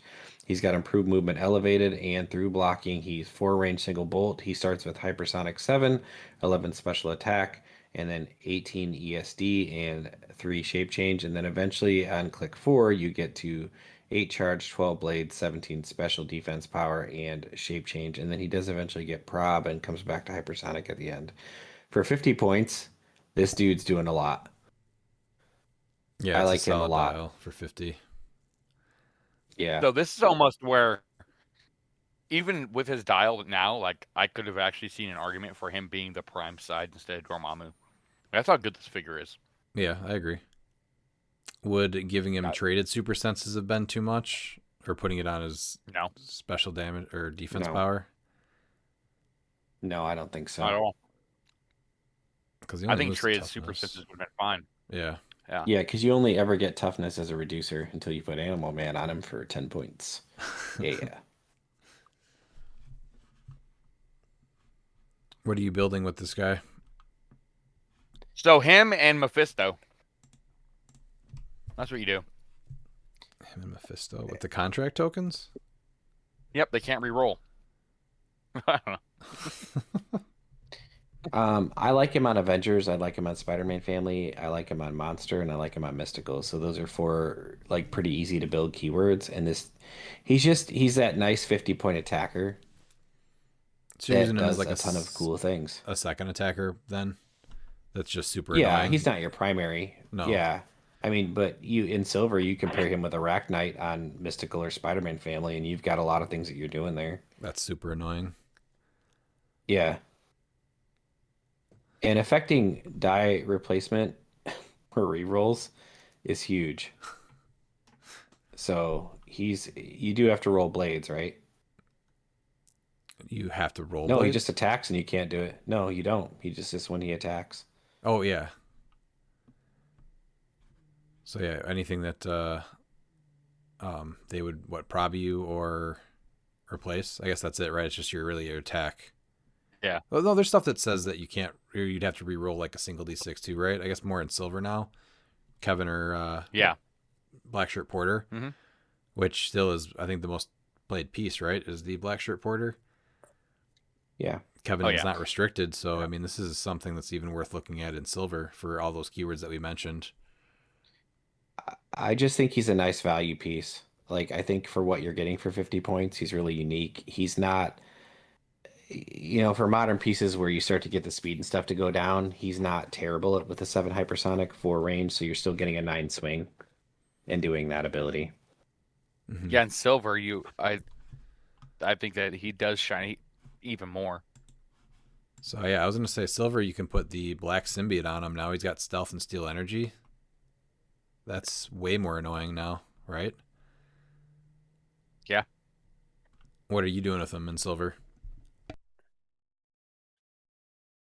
I'm gonna be putting a motorcycle on him. Motorcycle. Because now it's the 3 greatest things in cliX. You have the cloak, you have a symbiote, and you have a motorcycle, all on the same figure.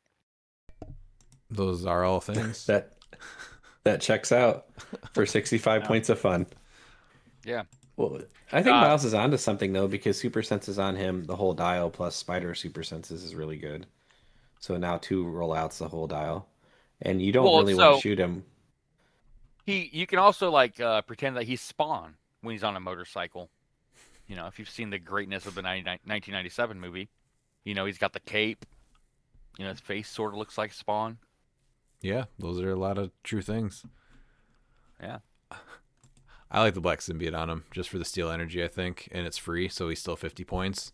Super annoying. Yeah, he in stealth you still have to come up to him, but it doesn't affect you as late dial as much to have the stealth. But free steel energy, I think, is worth it. And we do have a Venom set coming out too, so maybe symbiote becomes a team. Again, Maybe. yeah. Yeah. And I like that all these chases ignore mystics essentially. Yes, that's very Because strong. you're like, oh, there's no reducer. And then you're like, oh wait, I don't really care about mystics. So yeah, that's nice. Yeah, we need stuff like that. Mystics is still pretty strong. What's good is safeguard, because if it wasn't, then like the unavoidable could trigger. It's true. It's very true. All right, let's go to the next one, which is Doctor Strange, Sorcerer Supreme. I think you'll find our will equal to yours. He has the Cosmic Energy and Mystics team ability. This is 055. Avengers, Defenders, Illuminati, Midnight Suns, Tarot, Detective, and Mystical keywords. He has a trait, Sorcerer Supreme. Doctor Strange, Sorcerer Supreme has Safeguard Mystics. When Doctor Strange, Sorcerer Supreme KOs an opposing character, after resolutions, you may turn a face-down spell one-shot face-up. Another trait, Spellcaster, the Magician. When a friendly spell one-shot is used, you may look at the next face-down card of your tarot deck, then either put it back or add it to the bottom of your face-up tarot cards without the effect. Before drawing a tarot card at the start of your turn, you may guess what the card will be. If you guess correctly after resolutions, heal a friendly character 3 clicks. He also has a stop click on his defense power. You have sadly underestimated me. Stop, energy shield deflection, and impervious. He has a 6 range, sees through hindering. He's either 150 or 100 points. At 150, he's 9 clicks, starting with a 10 hypersonic, 12 precision strike, 19 invincible, and a 4 probability control with that stop click on click 3. And then at 100 points, he starts on click 4 with a running shot, 8 speed, 11 pulse wave, 18 invincible, and a 4 outwit, with the stop click as a 19 defense on click 9. This is the only character that comes with tarot cards in the set, even though I think there's, 2 or 3 that have the keyword? Yeah. 2. Kushala and Doctor Strange have it. I actually really like what he brings into Silver for Detective, giving them tarot.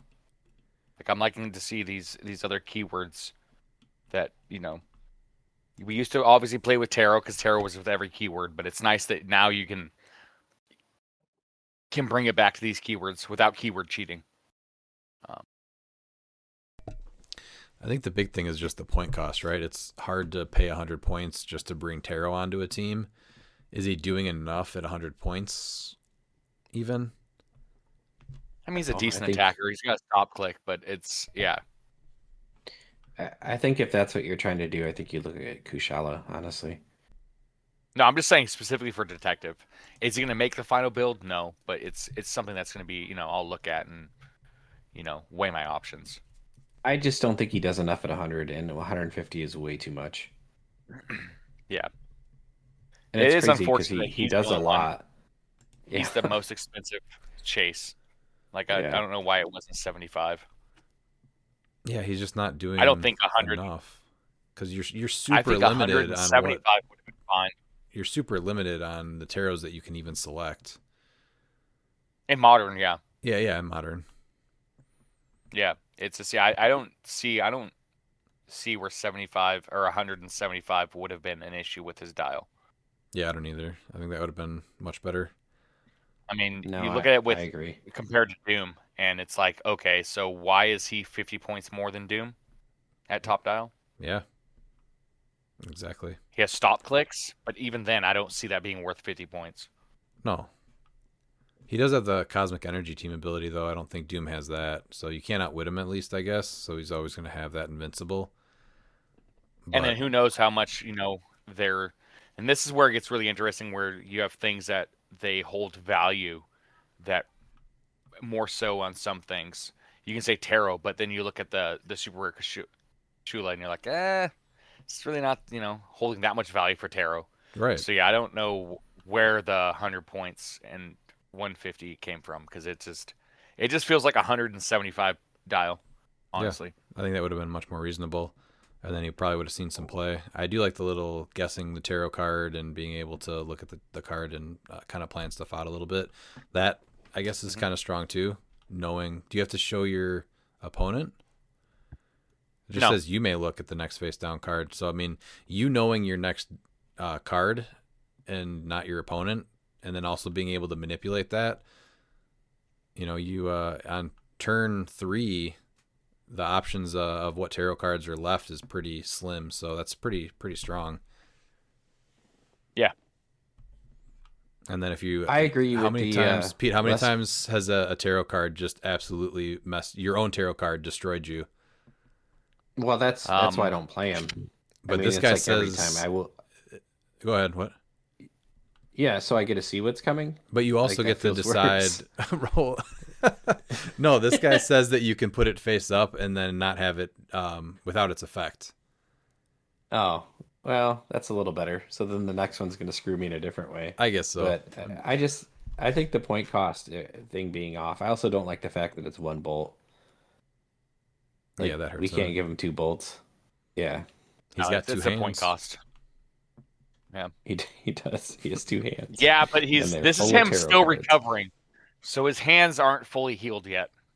Do they ever fully heal? Yeah. When? Did you watch the Doctor Strange movie? That's it. They heal pretty quick. But they're still not It's great. all mental. Well, why didn't he go back to be a surgeon? Because he was the Sorcerer Supreme. Why can't he be Doctor had a Strange, bigger calling. surgeon, Sorcerer Supreme? I don't know. That's He can go save lives. Stanley didn't want it. He can go be a Stanley surgeon. didn't want him to. There's Whatever. a lot of things. Yeah. Cable could have stayed in the future and we wouldn't have to worry about seeing him, But he didn't, because comics. You need to welcome Cable with open arms. All right, who's next? I don't. Who's next? Next, we have Mr. Jericho Drum, Sorcerer Supreme.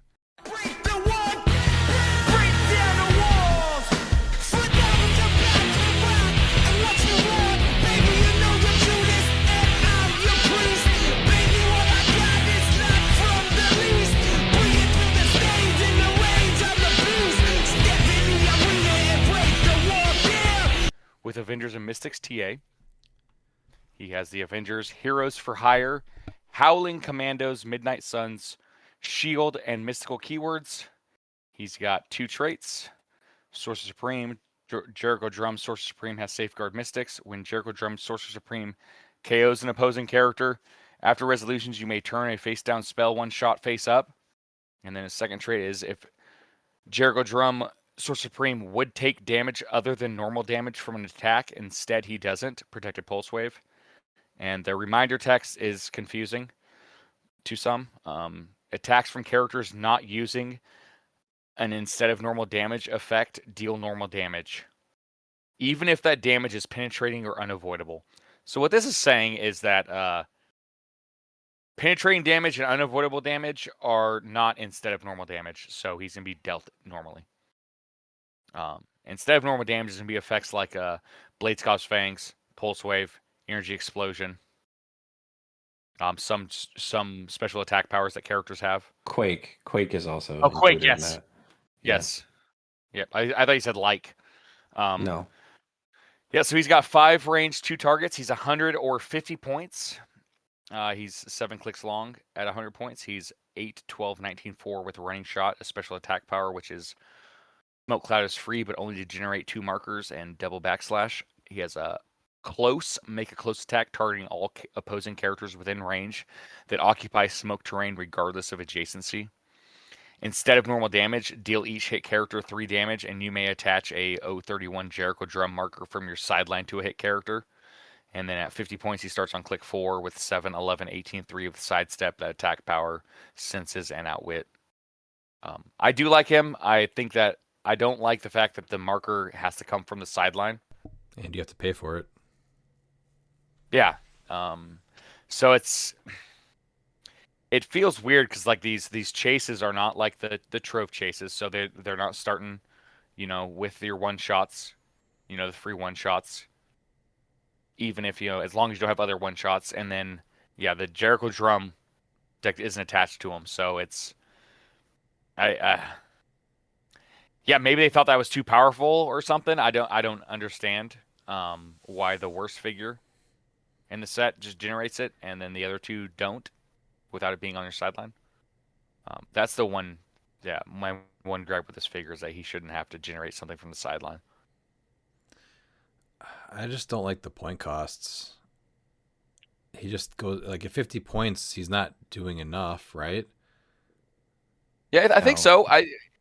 So the close he has, like this is where it comes into play where you need to team him up with figures that do like free smoke cloud or whatever, and he's able to attack from them, and you're able to bump him up to an 8 range to do close attacks. But I think that if he had the Jericho marker just generated it, I think there's a little bit there. Because I think like he's not dealing the instead of normal damage is really, really good. So I do like him for that. What's it really, so he's not taking damage from a few things. I guess he's strong against blades, but you still just attack him regularly then. And I don't think for 50 points he's doing enough to die in 4 clicks. No, that's why, the point cost is a little bloated with that close, with the smoke cloud is free and all that stuff. And this is where it comes into play where I think he's good, but not great. And that's why, like, and you have to pay 10 points. I think just maybe 75 on the top. And you'd have to get the marker. But, that the close attack, right? So you do this huge paragraph of a special close attack, but he's either a sidestep or a running shot with a 12 attack. So when are you really doing that? You have to sidestep up to do that. You have to set up all these smoke train markers. You still have to hit. Yeah. And then the damage is still, it's just 3 damage. It's not penetrating damage. So most characters are taking maybe 1 damage. Yeah. They still get shape change. No, they still get super senses. A few little misses. Yeah. I don't know why he couldn't have exploit. This guy just seems so cool, but again, it's over costed to do enough. I think they were close. I do like him. I think that he does something different, but it was it took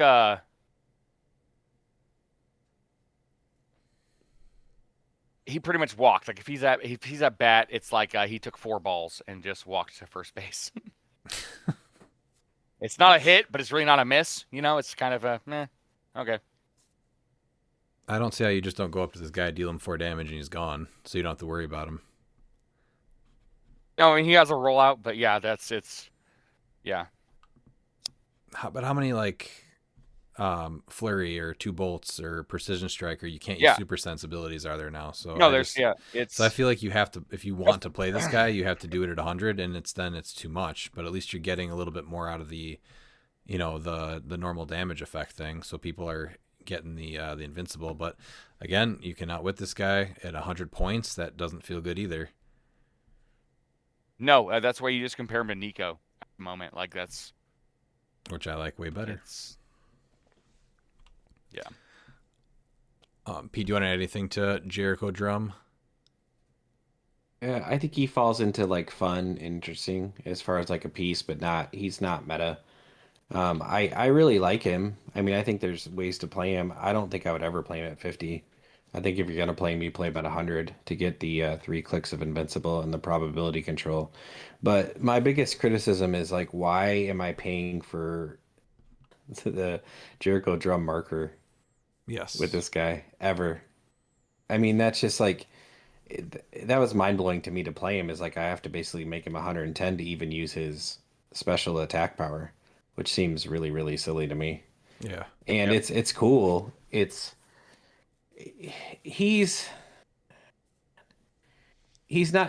like Doom. He's just not good enough.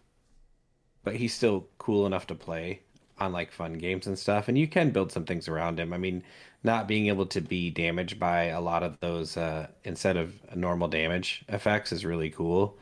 But it's a unique take on a fun character. But I just don't think it's fair. Yeah, this is a piece that I again like what the Doom, Tony Stark. They're all pieces that I would play for fun for sure, casually. Well, I think Tony Stark is closer to being playable than Doom or this guy is. The But Sorcerer Supreme. That yeah. yeah, I do. I mean, just because of the amount of rollouts right now. But then, yeah, you have to play him at 75, which look at his dial, though. That's a way better 75-50 dial. Why compare him to Jericho Drum? You know, why is he 150? Jericho Drum's 50 dials garbage. Yeah, that's not even good for your 45 or 35 even. No. 4 clicks with that. Like that dude's just dead. So why is Tony Stark 75-50 doing way more than 150? You know, and give him stealth. He's got the smoke cloud is free. Yeah, it's where this calculator just it just feels like throwing points, and it's they're close but just not there, and then having to pay and take a sideline slot is just, I mean, even if it said like had the part of his trade or whatever that you can add it to your sideline without paying its cost and it doesn't count against your sideline, or even just add it to your sideline without paying its cost would have been something. Yeah. But I think he should just generate it, period. It shouldn't even be attached to your sideline. Yeah, this is easily something you could have just generated with him. Also, give him stealth. At 100 points, he needed a lot more. Agreed. All right, let's go, Pete. Loki, West. Sorcerer Supreme. I am Loki of Asgard, and I am burdened with glorious purpose. He is cosmic energy. He is also mystics. He's Asgardian deity, mystical ruler. His real name is Loki Lefason. He is Sorcerer Supreme. Loki, Sorcerer Supreme, has Safeguard Mystics. When Loki, Sorcerer Supreme, KOs an opposing character after resolutions, you may turn a face-down spell one-shot face-up. He's the God of Lies and Stories. That's a special speed power. He has on his first 2 clicks and last 3 clicks Mind Control, Stealth. Mind Control is free, but only if Loki occupies hindering terrain. And then he has a special defensive power right on click 5 in the middle of his dial, which is Stop. Super senses once per game when this click is revealed after resolutions. Choose one. This game, other characters can't use team abilities or special powers. Or this game, friendly characters have mystics, and once per turn, Loki may reroll any roll. He is 5 range, triple target. He's flight. He's 85 points. He is 6 with the special speed power, 12 precision strike, 19 combat reflexes, and 3 shape change. At click 5, you get the stop click, and then he goes back to that special speed power for the last 3 clicks. It's the move and attack. That stop click is nuts, though. Yeah, it is. Which is why it's 85 points. Right. But what are you? So 85 points, you're either doing the really shitty version of damaging him to take away everything by using one-shots or Despero TKs, dropping him off elevated because he doesn't have a reducer, which is unfortunately how this guy's probably going to be played. And that's my main issue with him, is that we're getting so many figures that's saying your opponent can't play their pieces. I don't understand where that's coming into play, where it's encouraging these types and then trying to say that this is a strategy. It's not a strategy by just eliminating how your opponent can play the game. It's when you can just That's the big thing, is that it's not even him. That's the main you're issue. choosing to self-damage your character to trigger this thing. If it was all by an opposing effect, I think that would be slightly better, because now you at least have to choose when it's going to happen as the opponent. Yeah. I agree with that, because the ability to damage this guy just makes that stop click like terrible. Like if you have to play him and you can't do that, you have to put him in positions to possibly be damaged, and then your opponent can choose when to do it. And he's still good. His values are great. But at that same point, though, that your opponents are, it's like it's going to discourage your opponents sometimes, unless they have like the perfect answer. Like that's where the strategy comes involved, where you're making your opponent make the decisions, not you make the decisions for him. And that's the exact same argument with Spider-Man, is that when you can look at Spider-Man and think that he answers the meta because you're able to self-damage it and play solitaire, I don't understand that. It's what it is. You're not even interacting with your opponent. You're just playing the game by yourself to get these effects. And I just don't like how it's becoming the fact of try and eliminate your opponent from doing as much as possible. I don't know where this philosophy came into play. I think that's just a toxic game design philosophy to just encourage making your opponent not able to play the game. Well, this takes away even like stop clicks, right? So how many pieces just completely get nuked? I'm not the biggest Spirit of Vengeance fan, but all of a sudden this guy just does nothing anymore. Yeah, it's becoming it's like they're trying to bring it to the pre-carded era, but the problem is that the game has evolved so much that the game isn't like that anymore. And the more that you try to change it to that era, the worse the game experience becomes and just is not fun. The Spider-Man, Juiceberg, and Loki, those three things are all three just not good experiences, and people can try and argue all they want. It's you need to understand, instead of looking at it from your perspective, like look at it from other people's perspective. There's some things that I enjoyed that got banned, and I understood why. I loved Amit's Tomb. I know tons of people did. I get why it was removed, and yes, it should have been removed. So there comes a point where you can enjoy something, but at the same time, you need to be able to have the perspective to realize that this is going to discourage people from like wanting to have fun or even play. We're a small community that's hard enough to grow as it is, and nothing is better than, I guess, going to an event, be it friendly or not, saying, "Oh yeah, I know you wanted to play that. Sorry, just no." So it's I guess you can say, well, it's for competitive. I don't like it in competitive, and I think it's even worse and more toxic when you're talking it from a casual perspective, outside of a few niche like groups where they're fine with that. But as a whole, like in areas, it's a toxic play style that what's the point? Like your opponent can't play. Yeah, because you can damage it self and trigger it. I mean, this is if you play against two of these guys at an event, right, or one of these guys in a Beetlejuiceburg, you ask yourself, why am I even doing this? Why am I doing anything today to come play this game? So you need to learn to be better and just learn to, I guess that's what they're wanting. I don't know. Just been trying to wrap my mind like where they're getting the inspiration to do this, and like if it's just like they just think it's fun. And if they think it's fun, like they've been so far outside of the game to not be able to look at it from everyone else's perspective.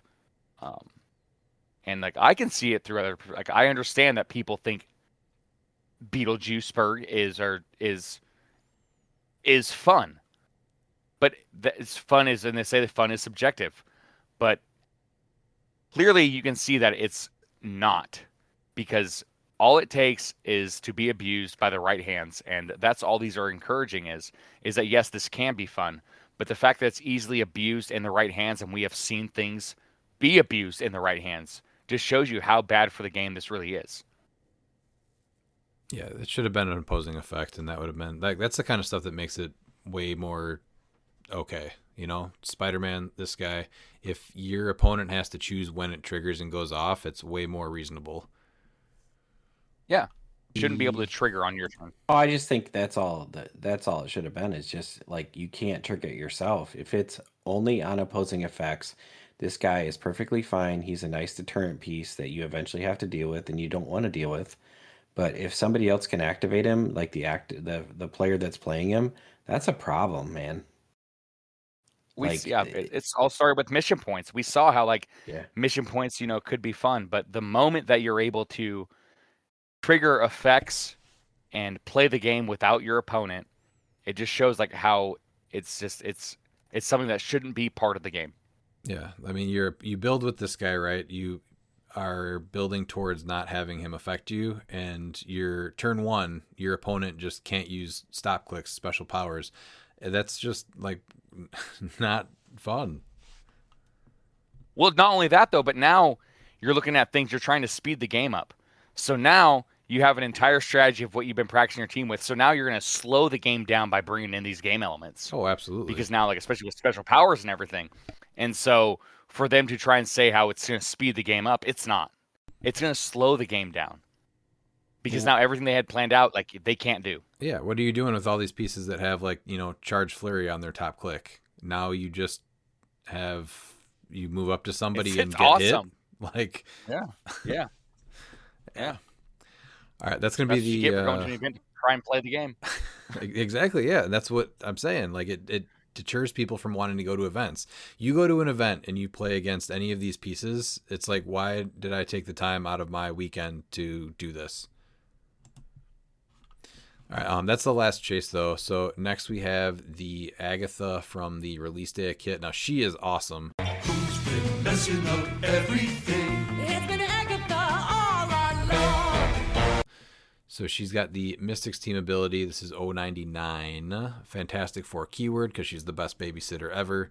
Midnight Suns, Mystical, and Past. She has a trait, Strict Lessons. When an opponent turns a one-shot face down after resolutions, roll a d6. 1 through 3, they choose a character friendly to them and deal them 1 unavoidable damage. 4 through 6, deal an opposing character 1 unavoidable damage. And then she has a special damage power, Coven Magic. If Agatha is part of a mystical theme team, she can use any standard damage powers displayed on friendly characters with the mystical keyword. Only 35 points for 5 clicks. For range, she starts with an 8 phasing, 10 precision strike, 17 ESD, and then she always has that special damage power for all 5 clicks. So in a meta where everyone's flipping one-shots, you're immediately punishing them no matter what with her for 35 points. You're also going to be, it's mystical, right? So you're probably getting every single damage power almost. Perplex, Outwit, Prob. She's a fine attacker if they get close enough with the precision strike. I think she's awesome. This is like the best release day figure we've gotten in a long time. I absolutely agree. I will disagree with her being the best babysitter. Yeah. Don't say Mr. Nanny. It's just not even close. No, I'm just talking about straight comics. I mean, that's obvious, Mr. Nanny. But no. She doesn't even hit the top 5. You get the top 5's Alfred, Sue Storm, Aunt May, Jarvis, Luke Cage, and Jessica Jones tied for 5. That's Babysitters? You think Aunt May, who's related to him, is the best babysitter and adopted him? She's A tier. Moral compass of the Marvel Universe. Turned a broke science nerd into Spider-Man. Infinite patience. Weakness is kidnapping magnet, but she's a 9.2 out of 10. Okay. You miss Squirrel Girl. Well, she's just yeah. Yeah, they hired her. Like, actually, Luke Cage and Jessica Jones hired Squirrel Girl to watch their kid. So Deadpool is D tier. He's absolutely one of the worst. This is what it says right here. It says there's no structure. They're swearing, weapons everywhere. Probably live tweets the babysitting. His rating is 0.5 out of 10. And then the Joker, you might as well call CPS. No explanation needed. How many babysitters got the keyword of the people they were babysitting for? Did Squirrel Girl get defenders? Well, I think that this shows you the ineptitude Let's just find out. Throwing in keywords. Are you looking up Squirrel Girl to see if she get defenders? Yeah. She doesn't. I'm saying they just throw No a way. keyword just to throw a keyword. Black Flash has the New Gods keyword. That has it's inaccurate. She did get Avengers, and they were Avengers at that point. So Nah, but she was on the Avengers, right? At some point too. right as a Aunt babysitter May, initially. Aunt May got the keyword.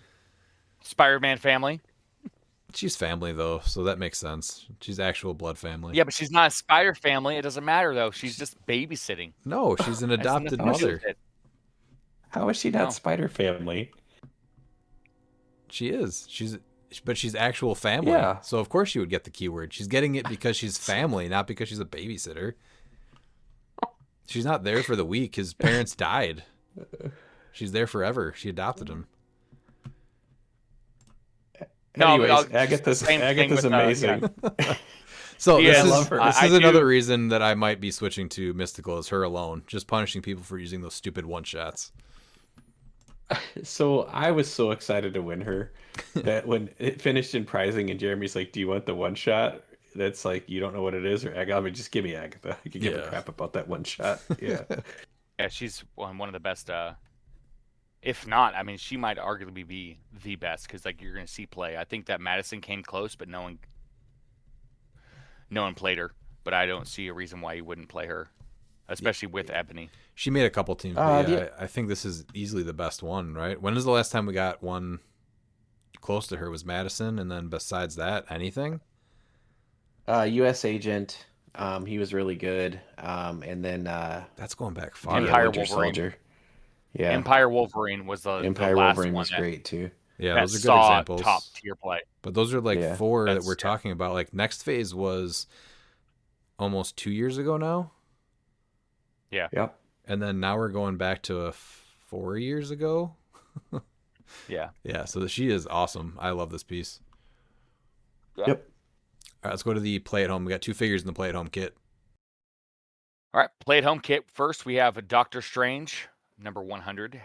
Omnipotent Vishanti, empower my amulet. Remove the spell that clouds his mind. Defenders, Mystics team abilities. Avengers, Defenders, Illuminati, Midnight Suns, Detective, and Mystical. And it has 2 traits. First trait is we must combine our power. At the beginning of your turn, choose one, Outwit, Perplex, or Prob. Until your next turn, Doctor Strange can use the chosen power and may use them twice a turn. If Doctor Strange is the single highest point character with the mystical keyword on the map, he may choose 2 of the listed key powers instead. Second trait is Sorcerer Supreme. He has Safeguard Mystics, and when Doctor Strange KOs an opposing character, after resolutions, you may turn a face down spell one-shot face up.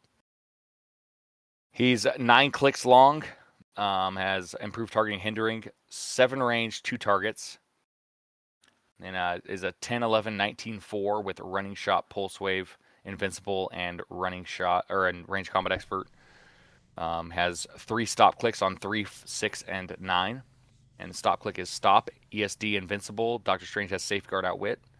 And then on clicks 4 through 6 and clicks 9, he has a damage power that is shape change. When Doctor Strange uses it and succeeds, after resolutions, you may place him up to 2 squares away from his current square.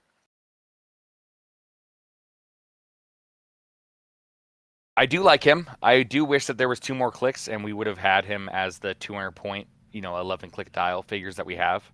Mm-hmm. I think giving him 9 clicks is kind of a little disappointing, but like I do get it because that first trait's kind of big. I mean, he can use prob twice a turn, and then it's a good chance he's gonna be the most expensive mystical piece on the map. So you'll be able to use, choose 2 powers and use both twice a turn. Yeah. Even then, Chase. Yeah. He is. Even then, I think that he'd be fine at 11 clicks because he's 200 points. Like that's the thing where with these 200 point figures is that you need to make they have to be really, really good. I mean, he is good, but I think he needed those 2 clicks. Yeah, I think it would have been fine to give him the extra 2. And I love the 7 range, Sisu hindering. I think the big thing is that I want to see more of the 200 point pieces though like this. Everyone should have that piece that they love. That character they love that, can last and go the distance in a game. Mm-hmm. It's where Dormammu, the rare Dormammu, was. This is why I wish that he had the stop clicks because, it would have been nice to see. Yeah, absolutely. Just There's no reason he shouldn't have at 200 points. It's so easy to overwhelm a 200 point piece. Yeah, and it's fine if they're not competitively viable. Like that's not like you said. It's these characters that are just these. It's like. Your team is pretty much just this figure, but it's like this figure at its best. Yes, exactly. I like him. The next one, actually, I like more. And he's probably honestly like one of my number 1 wants from the set. Yeah, I agree. The next one's best. Pete, do you want to go over this one? Yeah, I got it. Baron Mordo. He's a. You are in no position to give orders. Mystics. He's Offenders. Ooh. Martial artist, mystical, and ruler. It's Carl Mordo. Can you name the other 3 members of the Defenders? Dormammu. Terex. No. And Red Hulk. Terex, yes. Tiger Shark. Yes. Yes. It wasn't Dormammu? Nope. No. Who put the offenders together? Tiger Shark. I have no idea, Do you know Miles. that? It was Collector. Yeah. Oh, okay. Oh, there you go. This power is mine and mine alone. At the beginning of your turn, choose one outwit, perplex, or probability control until your next turn. Baron Mordo can use the chosen powers and opposing characters can't. Wow, that's awesome. If Baron Mordo is a single highest point character with the mystical keyword on the map, he may choose 2 of the listed powers instead. He's got another trait, Master of the Dark Arts. Baron Mordo has Safeguard Mystics. When Baron Mordo hits with an attack roll of 10 through 12 after resolutions, you may turn a face down spell one shot face up. He's got stop clicks, 3 of them on clicks 3, clicks 6, and click 9. I am no lesser magician, stop invincible super senses, and then he has a special damage power on clicks 4, 5, 6, and 9. I shall still triumph. When Baron Mordo attacks, opposing characters can't use shape change. He is 7 range, 2 targets. He sees through hindering. He's 200 points. He's a 10 running shot, 12 Pensai, 19 impervious, and 4 range combat expert. Definitely the better of the two. This is what I like. Yeah, yeah. He doesn't have to KO something to turn down those one shots. You're paying 200 points. So you're paying a premium to shut down a power. Prob, perplex, not wit, which is not the same as juice. I will keep saying this until I'm red in the face. He doesn't stop you from charging and destroying a wall. He's got I think there is a 5 running shot. He's a 13 for 5 Pensai with 7 range and sees through hindering. So this is well worth the 200. I mean, there could be something in silver, like with your 200 point modern piece. With with him. Yeah, I could see that. I will say, I think there's like this. I am a huge Baron Mordo fan. In fact, like when the first Baron Mordo came out, he actually had this cool looking sculpt. There was a Dazzler with a guitar that I broke off and I glued it to him. I need to try and find that. I think I still have that figure. And you put a guitar on Baron Mordo? Oh, absolutely. Yeah, when you look at his sculpt, it's him holding it. It's him doing an air guitar. And so I broke off the Dazzler guitar to give him a guitar. It was amazing. And it makes me want to do that again with him. What are you giving him in silver? Soul Sword? Soul Gem? Soul Gem. Soul Gem, yeah. I think Soul Gem. Yeah. Now he's a 20 with the Steel Energy. You roll a 10 through 12, you can do a face up.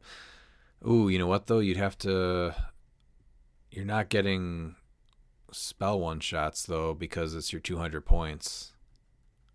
But I think that's fine. Yeah, that's fine. I still think he does a lot. I mean, there's not going to be many figures with mystical to be more points, so you're probably going to be shutting off 2 powers. Yeah, I don't like that he loses the one shot thing though. And you can't play another piece. Yes. You can't play another piece that adds him for free then because he's your 200. Yeah. No, yeah, that does suck, but I still think he brings stuff to the table without those spell one shots. Yeah, he still needs. He's not playing any one shots, period. But I still like him with the Soul Gem because this feels like a big bad Baron Mordo. Right, for sure. Yes, very much so. All right, then we have the what is this guy considered? Kind of like what Spider X was, or the Spider Trio, where if you order enough cases, your store can get these guys. So this was Orgo. Buy the brick. Yes, buy the brick. This is Orgo. He's got the Cosmic Energy and Team Player team abilities. Aim, Howling Commandos, Shield, Cosmic, and Monster keywords. He has a 300-point line, 100-point line, and 60-point line. He has improved movement through blocking, but does not destroy it. 6 range and 3 bolts. He has a special speed power, which is animating foliage, sidestep. Power, remove up to 3 non-debris terrain markers within range from the game. For each terrain marker removed this way, generate a walking woods bystander, max 4, in a square that marker last occupied. And a special damage power, hypnotizing lesser minds. At the beginning of your turn, choose an opposing character of a point value less than or equal to half of Orgo's point value. If you do, Orgo may immediately use mind control as free, but only to target that character regardless of range, line of fire, or adjacency. And then a special defense power, the Unconquerable. Stop, but only if the attacker can't use willpower or battle fury. And he has impervious on that click as well. So he at 60 points gets 4 clicks. He's got that special speed power on the first and last of those clicks with that stop click and damage power on his final click. You're not getting, where is this line? Click 9, he starts at the 100 point. You're getting mind control, precision strike, invincible, and then just that special damage power, which I don't think I like that, right? No. And then 300 points, obviously good values there, but that's 300 points, and he still doesn't get the special speed or defense power, which is fine because it's a stop.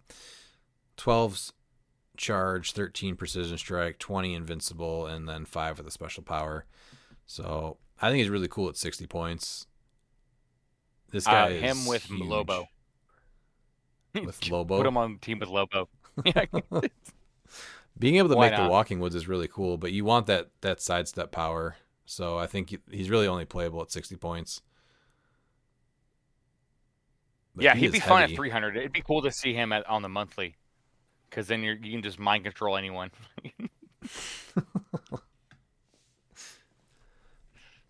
Yeah, you're gonna team up with the 10-point Phoenix Pog, make the barrier, and then power action, make the Walking Wood. Yeah, it's super easy to get all 4 right in a row. So you want that special speed power, and on 60 points doing that, I think there's definitely something there, right? 4 bystanders. Yeah, and we know how good these Walking Woods are. Oh, I guess you move up to 3, so you can get 3 max by doing it. Oh, it says max 4. Yeah, So you can that get he just 4, has a max 4. but That's when he what it's does saying, it, you do 3. But that's still worth it. A power action that gets you I think so. 3 bystanders, and they're the same Walking Woods that you got with Groot from Avengers Infinity, which are great. Oh man, I'm so happy they're back. I know, right? They're flurry, sidestep, plasticity, 4 speed, 10 attack, 16 toughness, and 3 shape change. These guys are brutal. Dude, I can't tell you the number of times that people haven't seen those things, and they're just like, they do what? Yeah, you can't And you're like, break away from they're them. ridiculous. They're sidestepping, they're flurrying you. They have shape change. They're just hitting that nonstop. And they're gonna hit that shape change. That's just how it happens. Yeah, they just tie you down. Yeah, they're awesome. So I was hoping this guy was mystical because I was definitely playing him, but he's not. I think he's super cool, honestly, for 60 points. I don't think he gets played anywhere else, but he's at just 60, a super. he's You held him, right? He's just a super heavy meatball. Dude is chonky. oh yeah, like he's like 5 pounds of clicks. Yeah, It's his meat wad. He is solid. Oh, I would be so happy with the meat wad. Frylock. Oh man, yeah, That's an iconic set we need. yeah. Aquatine.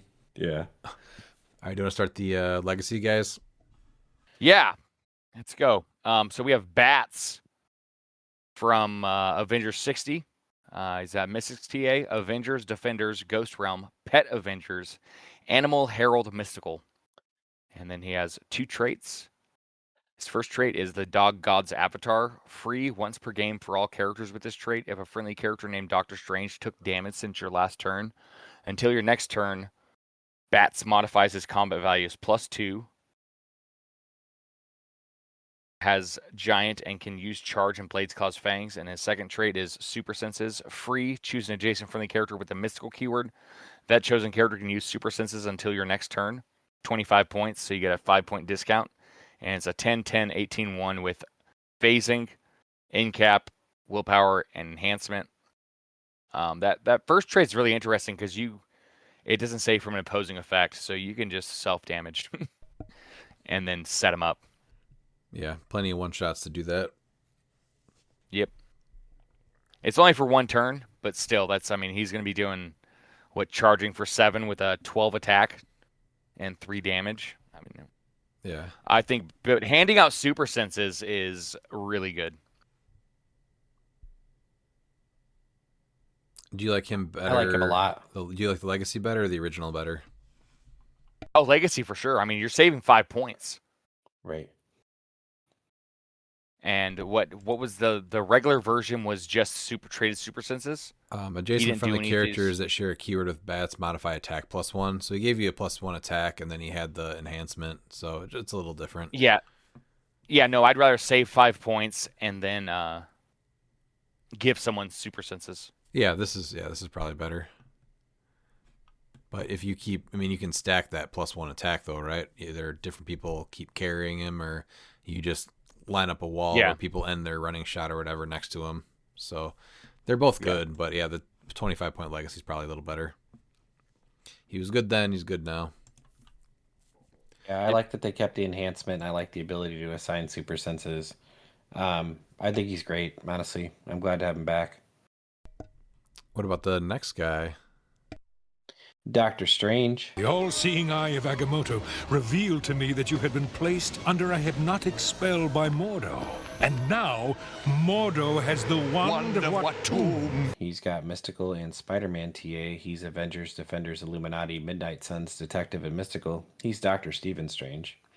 He's got a trait at the speed of thought. Free once per game. Generate a character with a Ghost Realm keyword of 15 points or less on its starting click into any square within range. Lines of Fire, Doctor Strange draws to an opposing character adjacent to a friendly character with the Ghost Realm keyword can't be blocked. That's really good. And then he's got a special speed power on clicks 2 through 4. Shine My Amulet, Force Blast, and Running Shot. And he's got a special damage power on clicks 1, 5, and 6. My Timing Must Be Perfect, Probability Control, Range Combat Expert. He's 10 range, 2 targets. He starts with Flight. He's 11 phasing, 11 in cap, 18 defend, and that special damage power. He's 95 points, but he's 95 points of you basically shooting something no matter what they're doing. Mm-hmm. Well, yeah, because you're generating something into square 11, and then you just phase them. Yeah. They have to go. So at first, I thought Strange was being a dick and telling somebody to shine his amulet, but it's actually just talking about it glowing or whatever. I was like, wow, why is he telling someone to shine his amulet up? Yep, that's why. You can go either way with it. It's like shine my amulet or you shine my amulet. Yeah, it's that's where the Oxford comma is super important. It's super important. Yeah. Well, and this is why he was such an asshole to Wong, because clearly that's what he's doing. He's telling Wong to shine his amulet. Yeah, turn it sideways. Yeah, I do like this. Is actually one where I'm fine with the special speed power being on click 2. Force Blast. He's like any legacy card. Like once you get to click 5 and you're like, oh, 9 attack. See you later. Yep. Yeah. Thanks for coming. 16 defense. All right, man. It was good. Good game. Yeah. Give him a universal weapon, pick Psychic Blast, and then you're like, okay, guess what? We're going to go ahead and just Psychic Blast for 5 because we're going to team up with the bats. That's still a full map. It's over, man, how many points is that, though? 130? And then you also need Ghost Realm pieces. This guy's just way overcosted. You don't need Ghost Realm pieces. You just generate it and his alpha's there, and you're smashing something for 5. Oh, okay. So, do you have to have them on your sidelines? No, you don't. No, it's generate. No, okay. Yeah, so you just make them, and it's within range. So you just generate it 10 squares away, and then, boom, there you go. Yeah. So, like for instance, like you make Agatha, and then Agatha just moves, outwits, and then. You're like, okay, now we're going to go ahead and smash it for 5. Yeah. I mean, I think it's Without definitely really good. I just think it's a lot of points. Yeah, he'll be a 4 through 6 senses. With bats. So, yeah. I guess this seems like a great idea, except in Modern, everything just runs through a wall anyway. So he's like, look at me. I'm sneaky Sniper Strange. So this is... What are you doing here? This is where we're at in Modern, is that it's you look at this like just, I mean, 2 years ago, like, why did they print this? This is broken. But the fact that it's not is just sad. Yeah. This is such a powerful like ability that you just scoff at it. Like you can literally argue that it's just not good enough. And that's insane. Yeah, Juggernaut for 80 points with the gem just puts him on click 7 as soon as he gets across the board. Yep. Thanks for coming. Yeah, it's just I don't think that's a good thing. I think that's a very bad thing for like that's where we're at. It's insane. The Yeah. fact that we're I saying like that's him. the I mean, bad thing, not the thing that generates something from 10 away that doesn't have lines of fire drawn. Yeah, that's an No, issue the too. fact that no, what I'm saying is the fact that you can look at this and just say it's just not good enough when it does that. yeah, Is that's bad. so insane. Juggernaut A flies 12 across. attack for 4 damage. I'm here to shine your Yeah. amulet. With prop. Yeah. I'll shine your amulet, Strange. All right, let's go to Princess Veranke. She's got scrolls and team player team ability. Scrolls, ruler, spy, keywords. She has a trait, secret invasion. When establishing theme teams, friendly characters with the spy keyword gain the scrolls keyword. This game, those characters have the scroll team ability and a special damage power. Infiltration mission. Outwit. When Princess Veranke uses team player, she may copy a team ability an opposing character can use. 40 points, 5 range, 1 bolt. She starts with an 8 stealth, 10 pen size, 17 mastermind, and a 2 special damage power with 5 clicks of health. I do like the trait where she's allowing spies to gain the scroll keyword and giving the scroll team ability out because it's not easy to get, unlike Super or Spider-Man or Wonder Woman. But So why couldn't they give her shape change traded with that trait? That's a good question. That is a good question. I think that she would actually. I think there'd be a lot more play with her if she had shape change. Yeah, this is another example of a piece that isn't doing anything except keyword cheating, right? Yeah. She's well, just and then be with and Yeah, then I she mean, you're gives getting- you an opposing team ability for your other figures to copy. Yeah. Yeah, well, right, but it's like so she's doing some like But even other then, things, but yeah. she's doing that at the beginning, right? So you're gonna keyword cheat, and then she's gonna allow you to copy a team ability. I guess that's when she uses team player, she can use it, right? But it's just something she's doing turn 1 most likely. And then what is she doing for 40 points sitting in the back? So give her shape change to make her harder to hit. Yeah. I thought she had a special like blades power, didn't she before? Or am I thinking of a different scroll piece? Thinking of a different scroll piece, yeah. 'Cause she. What was her original dial? I remember playing her in sealed a few times, and she was actually like really good. Christine beat the shit out of me with her. It was really frustrating. She kept rolling her shape change.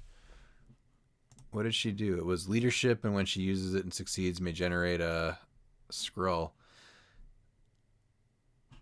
Free, choose a friendly sidekick and copy bill. No, she was not good.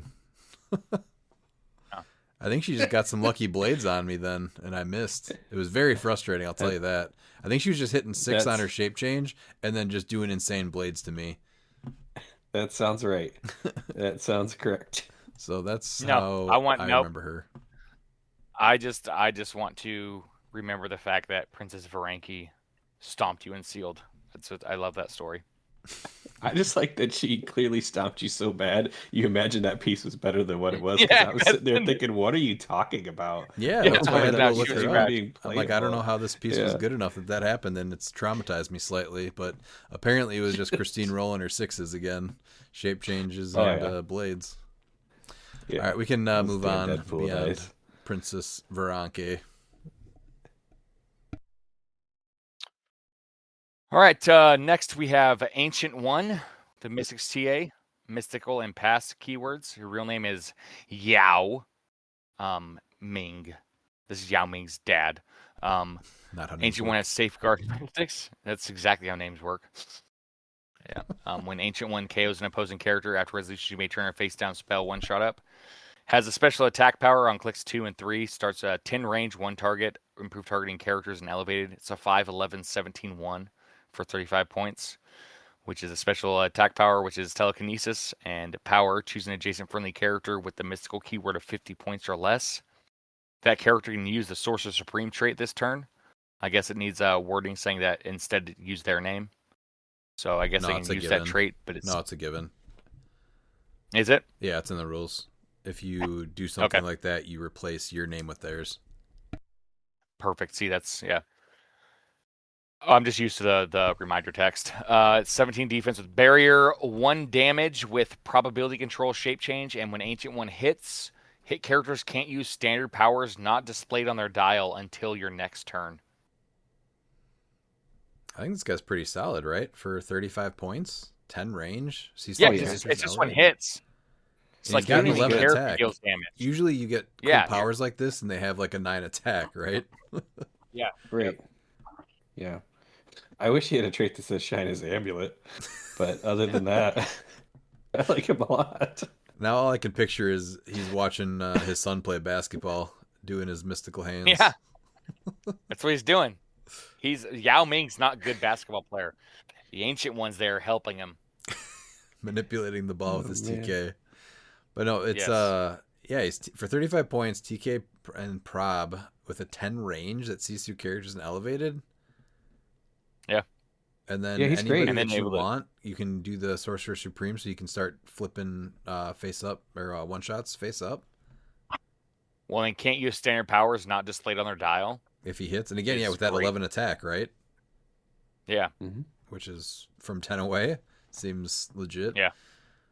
So I actually like this guy a lot. This would be another one that I would definitely consider putting on a team. Well worth the 35 points. Yep. All right, Pete, this is another one that has traumatized me, that performed insane in one of our first games that we played together in the first few months. Oh, but that one was actually good. Yeah, You he want was to go good. over Matthew Too Young Pete? Yeah, I do. Shaman. You must do whatever the Great Spirit wills, my friend, and so I fear must I. He's Mystics. Alpha Flight Mystical Police. His real name is Michael Two Youngman. He has Sarsi Medicine Pouch. It's a trait. When a friendly spell one-shot is turned face down after resolutions, you may heal a friendly character 2 clicks. That's good. He's got a special speed power. The Great Key. Phasing Teleport Passenger 4. When Shaman carries 1 or more characters, those characters modify defense +1 till your next turn. Then he's got a special defensive power on his first 3 clicks. Energy Shield, Deflection, Super Senses. He's 45 or 30. He's 7 range, single target. He's flight. He's 10 TK, 17 special defense power, and 3 perplex. Or for 30 points, he's sidestep, 9 pensai. Ooh, 16 ESD with super senses and support. I still think he's good. He's not what he used to be. No, That piece and the was 30-point great. line, the 30-point line is actually very accurate to the character itself. I will say, like it's Yeah. A 9 attack. Yeah, he wasn't an attacker. He was there to. He was just Could you protect the team. honestly, though, with that trait of healing a friendly character 2 clicks, like even teaming him with Ancient One that we just saw, give somebody that is going to KO something the ability to turn That one shots trait? face up. He's doing a decent amount of healing for 3 clicks. He's already got support. He can do a decent job of keeping. I your just don't team think you're safe. paying the 15 points for that phasing 4. I think that he's better at 30. Oh, with for the super sure. senses, the support. Yeah. Well, he should have had 1 click of the Great Key. Like, putting that on click 3 does not make him, like, broken at 30 points. Well, this Well, is it's where not it on gets... click 3 on the original. Yeah, that's where the legacy cards get tricky, right? You have to decide where to put those lines and what to make. Yeah, because I don't think he had a low line. He probably didn't. No, yeah, he only had 1 line. But he played very different. The original one, like, shut down Flight and was one of the Yes. impressive builds, him and Turtle. You put him and Turtle together. I dealt with that in Bronze Age. That was horrendous. Yeah, we played X-Men versus Alpha Flight in one of the games that we first started playing, and we were on the the convention center like rooftop or something, and Pete just put this guy right at the bottom of a building, so I couldn't get down. It was very frustrating. Oh yeah, back then I forgot. Yeah, you couldn't get off. Yeah, you had to have Flight to get off. Yeah, exactly. Flight. So I was like stuck on this stupid building, and Pete just totally like locked me down. And then finally I get down there, and I feel like I couldn't hit him or something, and then Puck just kicks my ass. Yeah, the great game. Yeah, One that of was the a good tops. team. Yeah. Well, and then it sucks. I wish the Cersei medicine pouch. Like I do like the healing, but like he was all about like pulling out spells and everything, and objects and anything from his medicine pouch. So that was the one thing that I don't think they really have ever got down with the figure. Doctor Strange's amulet, it was shined too. Yeah. I do like the trait though, No, right? I like him. Yeah, he's able to do a Yeah. decent amount of healing just from being on the map. 30 points isn't terrible to play, so yeah. I think it's fine.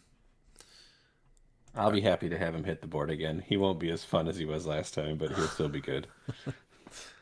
All right, next we have Lord Marvell. He's got Cosmic Energy and the Mystics team ability, Cosmic and Ruler team keywords. He has a trait, Many Angled Incursion. At the beginning of your turn, Lord Marvell may generate a tentacle bystander within range. He has a stop click Necropsy, stop impervious. The first time this click is revealed after resolutions, you may KO any number of friendly characters. Heal Lord Marvell 2 clicks for each character KO'd this way. A special damage power, a Deathless World, Outwit. When another character is KO'd after resolutions, heal a friendly character 1 click. He is 125 points, in 8 range with 1 bolt, 9 clicks, and starts with a 10 phasing, 12 TK, 18 impervious, and 5 leadership. And then he does not get that special damage power until click 5, where he is a 9 running shot, 10 pensai, a 17 invulnerability, 4 damage, and that stop click is only on click 10, his last click. This would have helped with a lower dial. You like on click 5? Yeah, click 5. Yeah. The running shot dial. Because it's like, okay, you make him 50 points. He has a 10 attack, whatever, but like he's making those bystanders. And so, you're able to, I think he would have been fine. Obviously, you're going to have to give him a movement attack to make him even worth it. You're able to load up tentacles over the map, all over the map. Same stats as the Aquaman. Same powers and everything as well. Okay. Except these don't have to stay in water. Oh, yeah, so the tentacle is 0 plasticity. It does have dolphin symbol still. 10 special attack power, which is Quake Giant Reach 3. No defense power with a 17 defense and a 2 in power. Do you like him, though? He's just way too much, right? And you have to invest more into him. Yeah. And you want to build up those tentacles, but it's just way too easy to get to him and just pound him, right? With only... Yeah. You're putting at least 10 points on them, so you're left with 165 points of other team pieces. Yeah. And then you're not going to have enough time to heal, create the other tentacles to heal them back up, because someone's just pounding them by turn 2. Yeah. Man, cliX used to be a really weird game. Like TK with no move. Like, that's crazy. Yeah, there's a couple on of main attack. Like this, your main attacker has a 12 TK. Yeah. Look at what Casey Green Lantern at 175. When he was he had running shot TK, didn't he? It was running shot TK or no? Yeah. I just don't think he's. Yeah, he does. I just don't think he's good enough. I think he's. If you want to play him, he's fun, maybe. But he's such a weird dial. Even if he had hypersonic at top, maybe you could still argue a higher point cost, but starting with phasing 125 points is just, not going to happen. All right, let's go to the next one. Next, we have Miss Cleo.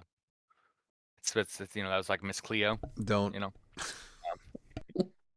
I love Miss Cleo. That was part of my childhood, okay? Don't go blindly through life. Let me use the power of the tarot to show you the way. Call me now for your free reading. Call Miss Cleo today.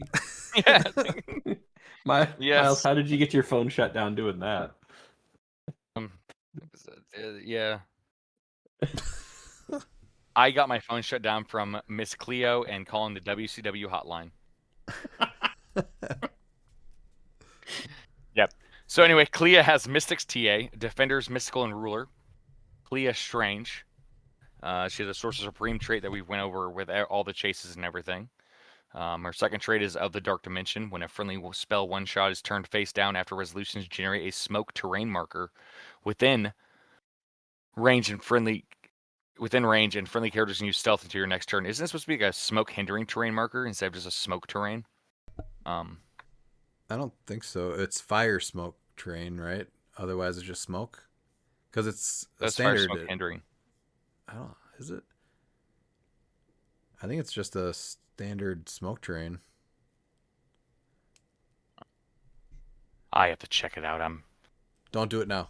My OCD. What else does she do? My OCD's ruined me. Well, so she has super sensitive, but succeeds on a 4 through 6. Protected outwit. She's 50 points. Improved targeting, hindering, 8 range, 2 targets. She has 6 clicks.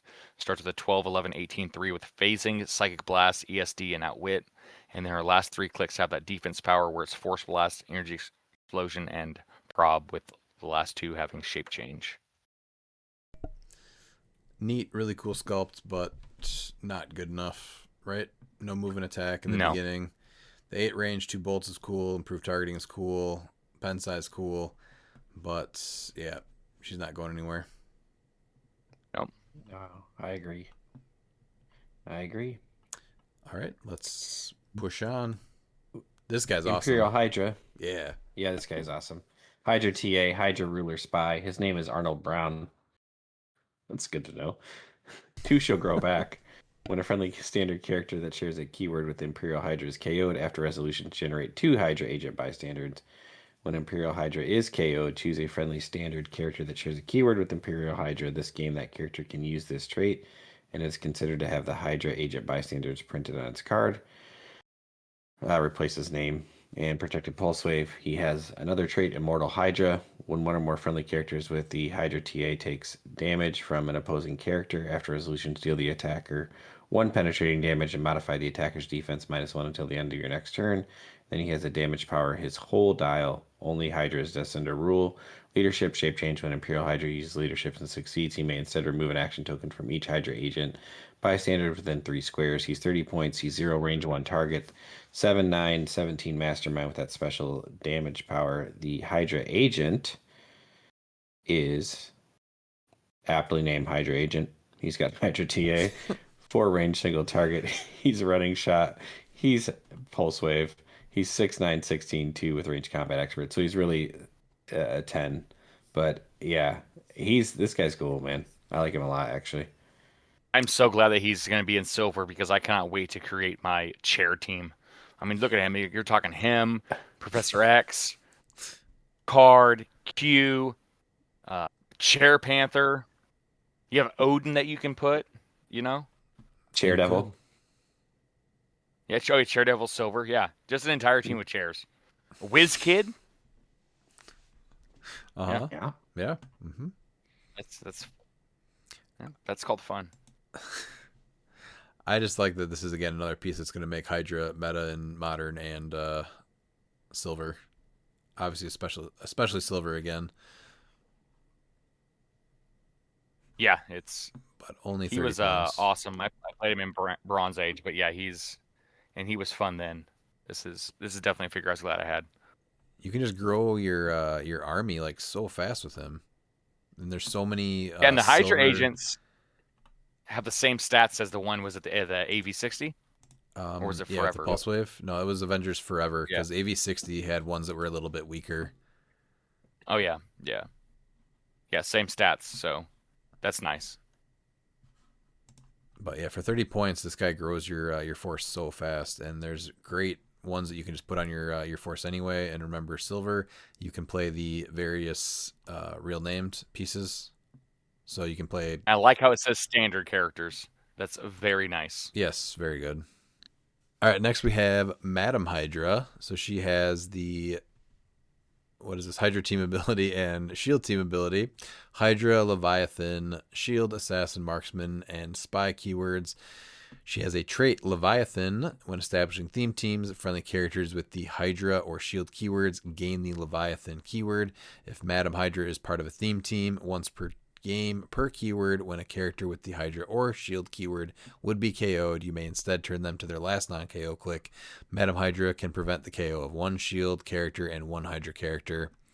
She has a special attack power, Taunt the Baron, Tempt the Fury, poison, but deals damage even if moved or placed this turn.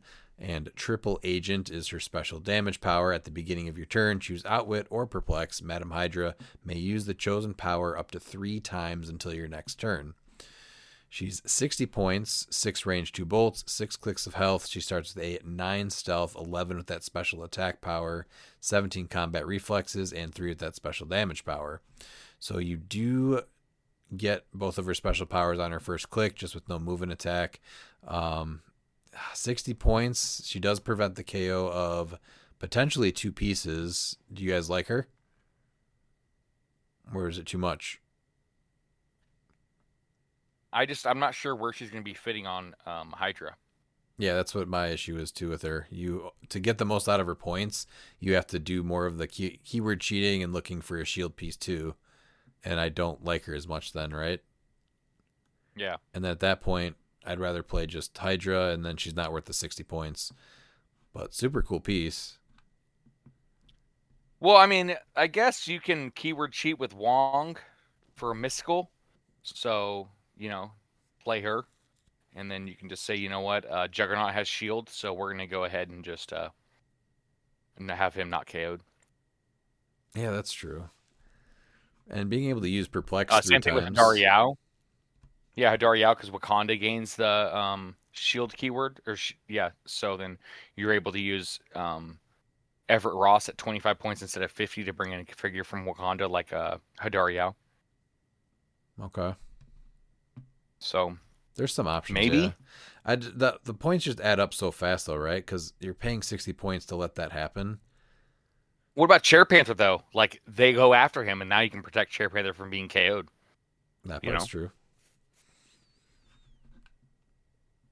The ability to her just run up 9 and outwit 3 times and poison after being moved or placed, that seems solid, too. So she can kind of just go all out for a big play. 3 outwits, and then she can even poison. I think it's really just the 60 points that's throwing me off just too much, but she does a lot of cool stuff. I like the theme that she's going for. Yeah. All right, she has Assassin. She does have Assassin. Does that make it playable now? No. Unless we can get Assassin, Shield, or Hydra. Actually, we have Spy. But that's, it has to be something. Well, there's plenty of Spies and Assassins, though. I think maybe Silver, there's something that you can really do. Do you just prevent them from being KO'd so they are on their last click? Yeah, last non-KO click. They don't heal up after that, though, so there's no pieces like with stop clicks that you can get their stop clicks back. No, but it could, if someone has a flurry, you're able to save figures. So they can get hit by the second flurry? No, after the second attack, if they get KO'd after the second attack. Yeah. Maybe. No, she's okay. It's just the 60 points is a little... It is, yeah. But I like the stuff that she does. All right, who's next? And next we have Dormammu. You dare to challenge me in my own dimension? So be it. With Cosmic Energy and Mystics TA. He has Cosmic, Deity, Monster, Mystical, and Ruler. Has 2 traits. The first trait is Shape Change, but succeeds on a 4 through 6. And when Dormammu or an adjacent friendly character uses Mystics, they deal 2 penetrating damage instead. And then the second trait is when making an attack roll, Dormammu may roll 3 dice instead of 2, and then after any rerolls or die replacements, choose 1 die to ignore. Has a special attack power, which is only on his 25-point line, which is his Colossal Retail line originally. At the beginning of your turn, you may choose another friendly character. This turn, that character can use the Faultine Sorcerer trait, and when they attack after resolutions, deal them penetrating damage equal to half the result of the die they choose to ignore. He's got special damage power, or defense power, Stop Mastermind. He has 7 range, 1 target. He has a 300, 200, 125-point line. 300 is a 12, 13, 19, 5. Almost got a trifecta of pink, but, couldn't make it through. Sidestep, Precision, Invincible, and Outwit. 200 gets you a 10, 11, 18, 4. With Running Shot, Pulse Wave, Invincible, or Impervious, and then 100 gets you on click 10 at 9, 11, 18 with Running Shot, Precision, and Impervious. 25 is where you're likely going to be seeing him played a lot. Is going to be a 5, 11, 19, 2 with phasing and the special attack and defense powers. This is a figure, once again, like when we talked about with the rare Strange. I think that this is a figure that can really enable Spirit of Vengeance to become that much better. Because now you're like, okay, we're going to choose Spirit of Vengeance, go ahead and send him and make an attack, and then you're able to self-damage him and then pop out, potentially multiple pilots. Yeah. Oliver played this guy in our monthly game, and I think I said this, when did I say this? Maybe on our last set review. But he put Khonshu on him to give him, because we were talking about the Strange. He put Khonshu on him to give him stealth, and then the Astral Strange to block lines of fire. So it was, so it was lines of fire are hindered, right? So he was always in stealth as long as Strange was adjacent. So that was a really good combo with that. The ability to mastermind to littler pieces that then do 2 penetrating damage, I think, is pretty solid for his trait. Mm-hmm. And then there's so much steel energy with mystics or mystical teams that giving them that 3 dice to roll is well worth it as well. And you would, if you're on top dial, you could take the damage from that trait and then heal back up anyway. Yeah, because you're able to choose to die, that you ignore. So you can deal them, 1, 2, or 3. Which also, for what it's worth, it also says penetrating damage. So if you have someone that can reduce pen, that's also something worth looking at. Because now it's like, okay, at most you'll be taking 3 or 1 damage. Yeah, for the giving the Faultine sorcery trait. Yeah. So there's that. At 25 points, I think there's a lot of cool stuff with him. I don't think he's probably playing or seeing any play at 100 though, right? No, he didn't. I don't think he ever saw play when he was modern to begin with, outside of his retail line at 35. Yeah. He's in silver too. People totally forgot he even existed. Yeah. No, that's why I had one, because there was a team where I was planning on building with him, but just never came to fruition. Wasn't even good enough for a Miles team. No, ended up doing different keywords. Pete, did you have to interact with him a lot in our monthly game, or was it just Oliver attacking Dan and myself? No, he did. It's really a cool piece. It does a lot of stuff. Honestly, I was really surprised at how effective it was. But by the time him and I interacted, he was pretty low dial from other people attacking him. So, okay, yeah, I think he survived for quite some time at 100 points. That's why I'm like, is he at playing him at 200? Well, no, it was just hard because he would have been a big target, right, in the middle of the map. Yeah. But there was a lot of pieces that you would have thought Mystical would have had the improved targeting through hindering, and a lot of people just couldn't see him because of the way that we set him up with the Khonshu and the Astral Strange. So he was able to hit from at least 7 away, and he was rolling 3 dice at a time, and he had, I think, 2 or 3 probs. So he was, and he was probbing it just to get crit hits. Oh yeah, that's another thing too. He could have done so much better. Yeah, he was just hoping to get 2 6s in his 3 dice rolls. He was, and then he would miss on his last chance, hoping someone else would prob him, and it'd be like, no. But he had fun playing him for sure. But I think in modern, definitely at 25 points, we could see this guy.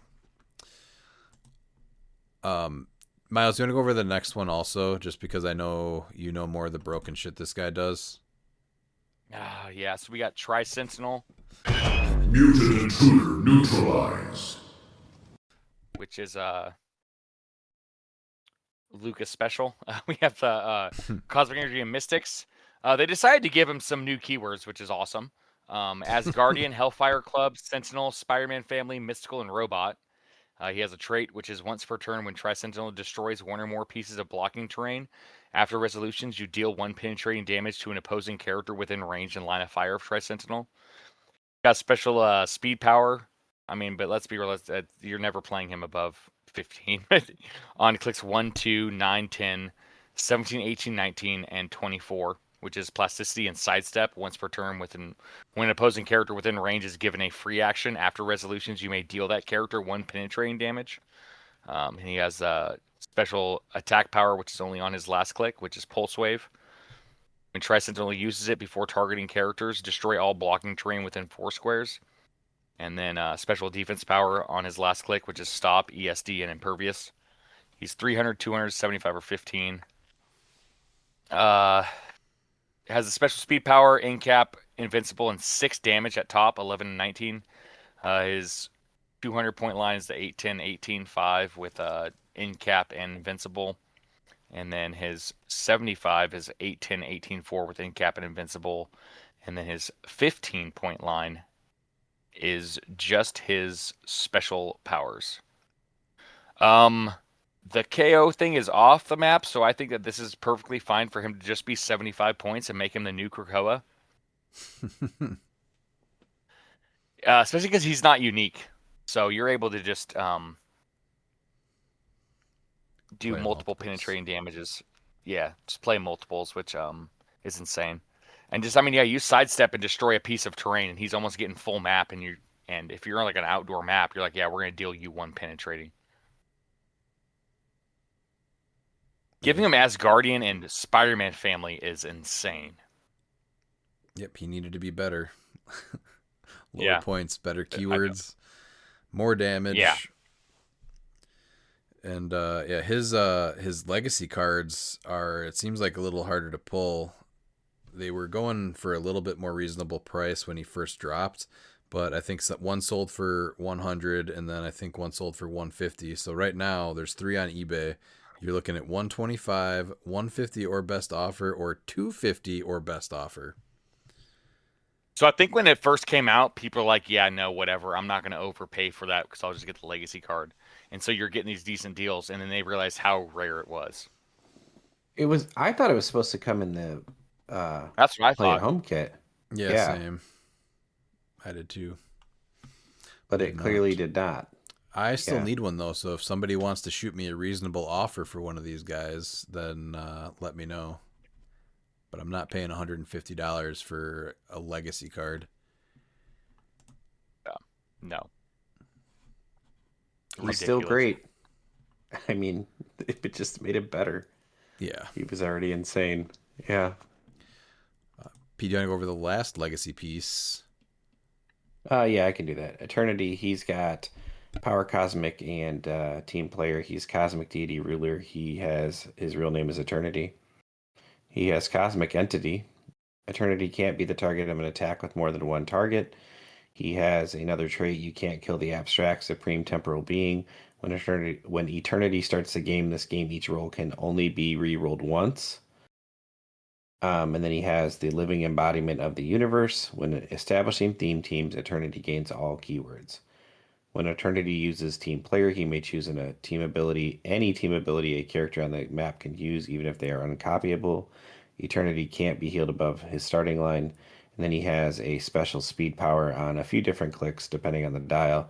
The multiverse itself, incarnate, free, choose a target character, place them 1 square away from their current square. So he's 300, 125, or 50. 300 gives you a 10 phasing, 13 attack, 20 defense with invincible, and 5 outwit. He sees through blocking, and he sees through hindering. He's 12 range, single bolt. At 125, you get a 9 with a special speed power, 11 pulse wave, 17 invincible, and 4 probability control. And then it is low line at 50 points. You get the 9 special speed power, 10 incapacitate, 17 invincible, and 3 probability control. He's gonna see play, right? Oh yeah, that's 12 range is pretty sick. Through blocking without destroying it and hindering, and that 12 range, basically the spin ring effect from a 12 range. Yeah. No, it doesn't say it doesn't say within range. It says choose a target character. Oh my god, are you serious? Oh, that is awesome. Yep. Yeah, that is what it says. Yeah, I just assumed 12 range wasn't good enough, so they just said anywhere. Yeah. But it says choose a target character, so that means that this is going to be friendly and opposing. Well, yeah, that's what I'm saying. So I thought it was like within 12 all the way away. You could basically spin ring an opposing character, but no, this is just anywhere on the map you place them adjacent. That's that's which crazy. Is when there's a multi, base figure, that's where it gets really interesting. With like a 1x2 or anything. Yeah. Or even a 2x2. Because then you can just spin them. Yeah, this guy, for that effect alone, is insane. I thought it was within range, but that changes a lot right there. Yeah. Well, you can do outsiders from 12 away now. Like, he's nuts. Like, well, you really, can't really know good for 50 outsiders. points. Outsiders is specifically within 6. Luckily. Oh, that's right. Yeah. Okay. Yeah. Luckily, yeah. That's It'd be insane. The thing is, like, his damage and his attack are still relatively low, though. So he can be on any team. So you're really paying 50 points for... It's a 12 prob that sees through stuff. So he has team player, and there's team abilities to replace his attack. Yeah. Is this, like, just an amazing Lobo option? I think so. And I'm glad that he can't be healed above his starting line, because then it's like, yay. Big. That solved a lot of problems right there. Yeah. Him on Black Lanterns would have been dumb. Yeah, because the original got banned because it didn't say that. Yeah. So. Yeah, he's neat. He'll sleep play at 50 points. I think you just really got to build into him because that is a decent amount of points just for one effect and prob. But if you manipulate stuff with the team player, I think Lobo, there's a team there. And what else? Well, when he starts the game, each roll can only be re-rolled once. So that means this game. So that means that even when he's hit KO'd. Yeah, that'll continue. They used to have the traits that said, like, this, you give it to someone else, right? From this set? They were traits? I think so. Yeah. Or was it worded like that? I don't remember. No, I'm pretty sure that's right. Do you guys like him? Yeah, I mean, Lobo Too just expensive? makes him insane. I do. Yeah, Lobo I think is great with him. I think the figure's going to be too expensive. I didn't even look to try and find this figure when... He was already, I think, like $50 before this, right? This is one of the harder ones to get. So, yeah, I think I haven't looked recently because I had him already, but... I think he's great. Honestly, he's gonna see play just for the that ability to spin ring anybody, like anywhere. Like that's so big. No, not anybody. Everybody but Rogue, because it's not only does it choose, but it targets. It does choose and target someone. Well, doesn't that cancel out then? That's a good point. Yeah, it probably does. Yeah. You can't choose or target, but you can choose a target. Yeah, you can choose and target. Because, Man, this guy would have instantly saw a ton of play, though, if like Ghost Rider was still a thing or Spirit of Vengeance was bigger than he is now still. Before rotation, I think this guy would have been a big play. Oh, yeah. Being able to tell Kong that he moves somewhere else. Honestly. Yeah. He enables them? Yeah, being able to spin him. I think he helps the Spirit of Vengeance now. He's already so expensive, though. Are you putting another 50 points into it? I guess. You can get another prob off of it, and your characters can't get probed? I don't know. Well, yeah, and it's I don't know. I'd have to go through the build and everything, but I think that it can. I wouldn't be surprised to see him. I think Dormammu is also great with that build. Because now you just get full map with SOV. Just destroying, blocking, and just, going everywhere to make that attack and then popping out his offensive pilots. Yeah. It enables it a little bit, I guess. I think Dormammu enables it more with the damage. No, but it's getting him to be placed. The orange text is coming back on Rivals Respawn too. It's not banned anymore like it was at Worlds. Fun. Can't you just spin somebody into the lava? Yeah. Yeah. That's a good point. Yeah. Yeah, you can. That seems pretty fun.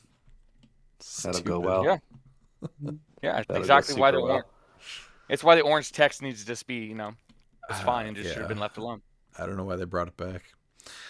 All right, let's speed around these one shots. So first we have Crimson Bands of Sidorak. Friendly characters have power. Choose a character within range and line of fire that hasn't taken damage this turn. Until your next turn, that character has immobile and immune. If this character has the mystical keyword, the chosen character also modifies attack -3 until your next turn. 5 points.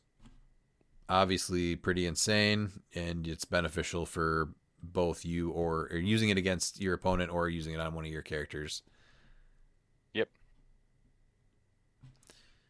Pete? Yeah, really, really good. For 5 points, that's nuts. It's like a cannon event. Yeah. Yep. So it's a little bit harder because you have the power you have to get out or get off on it, but obviously still worth it. Just being able know you to have a 12 range with Eternity. So you sure do. It should just be choose an opposing character.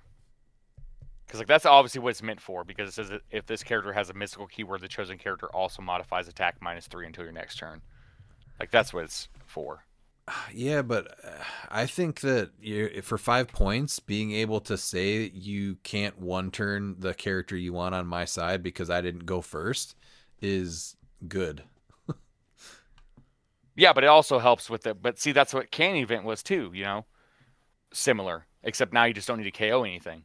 And so now you're able to get a team. No, Cannon Event was way worse. You pull off Cannon Event, then you still fly over to the other teammate. They can't prob you, then they can't go back. At least Cannon Event was worse, but I still think this is in the same. Still think it's in the same breath. It's abusable for sure, yeah. But I think that we need. The one-shots are so wild with where Modern is, right? The one-shots, we need stuff like this, and I love that this stuff exists, but the times of the rounds, it makes it really hard to score points at this point. But if I can... They're Band-Aid fixes. I think that it's if I'm going so second, inconsistent for them. If I'm going second and I can say you can't kill this character on your turn just because you chose to go first, though, I think that's good. But again, it does kind of slow everything down at the same time with all the other ones that add up. Fortify and this are going to be, what Chair Panthers going to be taking away. Yeah, usually. Next one is the Flames of the Faltine. When a friendly character hits, if no other friendly one-shots were used this attack after resolutions, generate a fire smoke terrain marker in the square of each hit character. At the beginning of your next turn, even if this is lost, deal 1 damage to each character occupying those markers. Then remove those markers, 5 points. I don't know if I've ever seen a mechanic that was more pointless than fire smoke terrain being generated under somebody. Yeah. People just get moved. It's not penetrating. So just look at the last one for 5 points and this for 5 points. Yeah. That's where it's just there's like, come How on. are these equivalent? Yeah. That's my entire problem with it, is that they're not. Yeah. How many times you did skip what's that? You skipped one. You skipped Shield of the Seraphim. Oh, we'll go back to that. It can't be worse than Flames of the Faltine. This is when Flames of the Fartine. Thing sucks. When a friendly character with the mystical keyword is hit, you may choose that they can use Impervious and can reduce penetrating damage this turn. This one is 10 points. Yep. So how is the band's 5 in this 10? Like this is where exactly that they should absolutely have switched those point costs for sure. You can still take damage with this. Yeah. I just don't see the equivalency, and it's like, let's make it 10, let's make it 5. That's my entire issue, is that there's no rhyme or reason. It makes no sense. I guess making no sense is why it makes sense. I mean, I guess Crimson Bands is a power action. Even then, I don't. And this is just, you don't use it until you need to. Maybe your opponent. It. No. I don't know. I'm just throwing stuff out there. You can polish turds all day long. Okay, so resolve with the green. What? Resolve with the green. Okay. 5 points. Yeah. All it is it requires, instead of mystical, it requires it to have willpower. Yes. 5 points. And you reduce it by 1 extra damage. Yeah, this is definitely overcosted. Should have been 5, and I could have seen Crimson Bands be 10. I think that's all there is to say about it. Yeah. Yeah. All right, next one is Icy Tendrils of Ichthalon. Ichthalon, probably. Icy Tendrils of Ichthalon. When a friendly character hits, if no other friendly one-shots were used this attack, after resolutions, generate an ice blocking terrain marker adjacent to each hit character. This game, those markers have adjacent characters must roll breakaway to move if they don't already. This one's 5 points. So they started the ice terrain markers that do this in Notorious, and as soon as they started doing that, I was really hoping that we were going to see this mechanic a lot more, and it has barely come back. So, it's going to now, though, because you're going to use this with an Ares Bomb. Adjacent to each hit character. Yep, that's something you can do. But it doesn't, it's still like improved movement, destroy blocking kind of just defeats the purpose, but still. Man, so yeah, you Ares bomb a team, they get hit, and if they're still alive now, they also have to move to breakaway. That's rough. Only 5 points. Yeah, 5 points. I do like the terrain, though, way more than the fire terrain. I do like that ice terrain. So I would like to see more of the ice terrain. Yeah. Then we have Bolts of Balthwack. Balthak. It's Balthak. It's Mike Tyson. Clearly, it's Mike Tyson. It's a Bolt of Balthak. When a friendly character hits, if no other friendly one-shots were used this attack, after resolutions, give each hit character an action token, 5 points. This one seems fine. Maybe if you have a Pulse Wave character. Ares Bomb. Yeah. Ares Bomb, Pulse Wave, yeah. Ares Bomb. But just think about it when you're using Prime Cable. You just not only do you use a universal weapon, I'm gonna pulse wave you twice. I'm gonna pulse wave you twice, and then after the second pulse wave, I'm gonna ball thwack you, and now you have an action token too. That's exactly what it feels like. Just got hit with Cable's bolts of Balthak. Yeah, that's terrible, and I hate that whole idea. All right, this one's 10 points. This is Images of Icon. This is friendly characters with the mystical keyword have free. Roll a d6 and give this character a number of illusion markers equal to half the result. As long as the character has any illusion markers, when they would be targeted by an attack, they may remove an illusion marker. If they do, they can't be targeted by that attack. The attacker may choose a new target at the beginning of your next turn. Remove all illusion markers from this character. So this one's 10 points. I think this one is, again, it's a very strong power, but you can still like dual target this one. It is active during Pulse Wave, though, so this is something that'll protect you against Pulse Wave. Yeah, it's why is it 10? It's just because it's not a power. So so you'd actually like to see it less points. You said 5? Yeah, it's fine. I think this is fine. Okay, yeah. This is similar to where, it's not protecting you after you've been hit already, and you might be, you might use it, and then your opponent just decides not to even attack you that turn. And then it was just used for nothing. Yeah, so this is one of those things where it's going to be a little bit more with the alpha where because you don't choose when to take one off. So now they're going to figure out, okay, if you only have one, okay, I have to waste these attacks. And even if it's someone like with dual targeting, like that's a way to get around this. Is you have dual targets, you're just going to target them, even if you don't plan on doing damage, just to remove those images. I don't think it's fine. I still think it's sort of in the similar vein, but it's, the giving figures immune and everything is just so ridiculous. Yes. But yeah, I mean, there's ways around this because we've seen plenty of things with multi-targets where, all right, might as well just target them just to get rid of that so then I can follow up with it.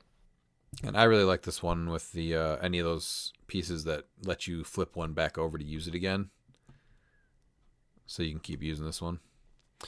I think it's strong, but I think it's fine. Well, I think everything about it's fine. I'd like it better at 10. Yeah, it is 10. Yeah, you like it better at 10. Yeah, I like it better at 10. I think the effect is strong enough to justify the 10 points. I don't understand how some of these are 5. I think that's just a weird. I think the point calculator was broken, but I think 10 is perfectly reasonable for this. Then we have Winds of Watum. When a friendly character with the mystical keyword knocks back another character, you may choose that the character is knocked back 6 squares instead. This is 5 points. I would never have thought this was a good one until Looper played this in our monthly and just started whacking people back into walls at the very end and then flipping it back over after they got KO'd. Or after he KO'd another piece. Yeah, like that. Yeah, the monthly, I think that shows it different, but it's just once again, you just go back to the point cost. Well, it's only 5, but I don't think that this effect is like amazingly strong, right? It's fine. No, it's only 5 points. But no, what I'm saying is when you compare it to other 5-point ones, it's like, how is this? At this point, some of these should be free when you look at like what it does, comparatively. And I'm not saying that it should be. It's just, It should be free. I'm not saying it should be, but it should be free. Honestly, no. When you look at what so 6, when you look at what the Crimson, I know I get you, I know what you're saying. I'm just joking with the wording, but there's a cost to just taking up one of your 6 sideline spaces. So even if it was like a free sideline element like Ares, not being able to play something else in that sideline spot at this point is, a cost. Yeah, but there you go. Yeah, Ares is 0 points. Yeah, this is 5. Perfect example. I mean, I'm fine with it being 5 because it's a one shot and it's a cost to flip it. That's what they're doing. But taking up the sideline spot's a bigger thing. I don't know if this one gets a ton of play, but when it comes into context, it's definitely useful. I mean, Looper showed that, so. Dude, I didn't even know he had this, and then he plays this, and all of a sudden people are getting knocked back, and then he's flipping it back over. It was great. Is that going to KO the figure? Okay, yeah, we'll go ahead and flip it, and then flip it right back. Well, would he get credit for the knockback KO? Because they're not doing the KO, right? Well, yeah, but you look at that when you play a normal game, you get credit for knockback and KO. You get the points, but it doesn't trigger damage stuff, right? Because you're killed by a knockback, not the character. Oh, that's true. Yeah, because the figure wouldn't. Yeah. So I think you got to KO something else to get it back. Yeah. All right. Speckled armor. This is at the beginning of your turn. You may deal a friendly character 1 unavoidable damage. If you do, until your next turn, that character can reduce penetrating damage and reduces damage from attacks by 4. And this is only 5 points. Yeah. So this is a perfect example. So this is 5 points, but it's 10 points to give you impervious that can reduce damage. Yeah, penetrating damage. Insane. This is the release day one shot that you get. This thing is insane for 5 points.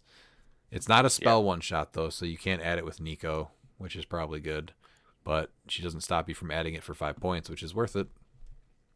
Yeah. Now this and Fortify, and then you get like when you have Doom. So this Fortify, and then you get the 3 from Nico. Like the Doom teams become that much better.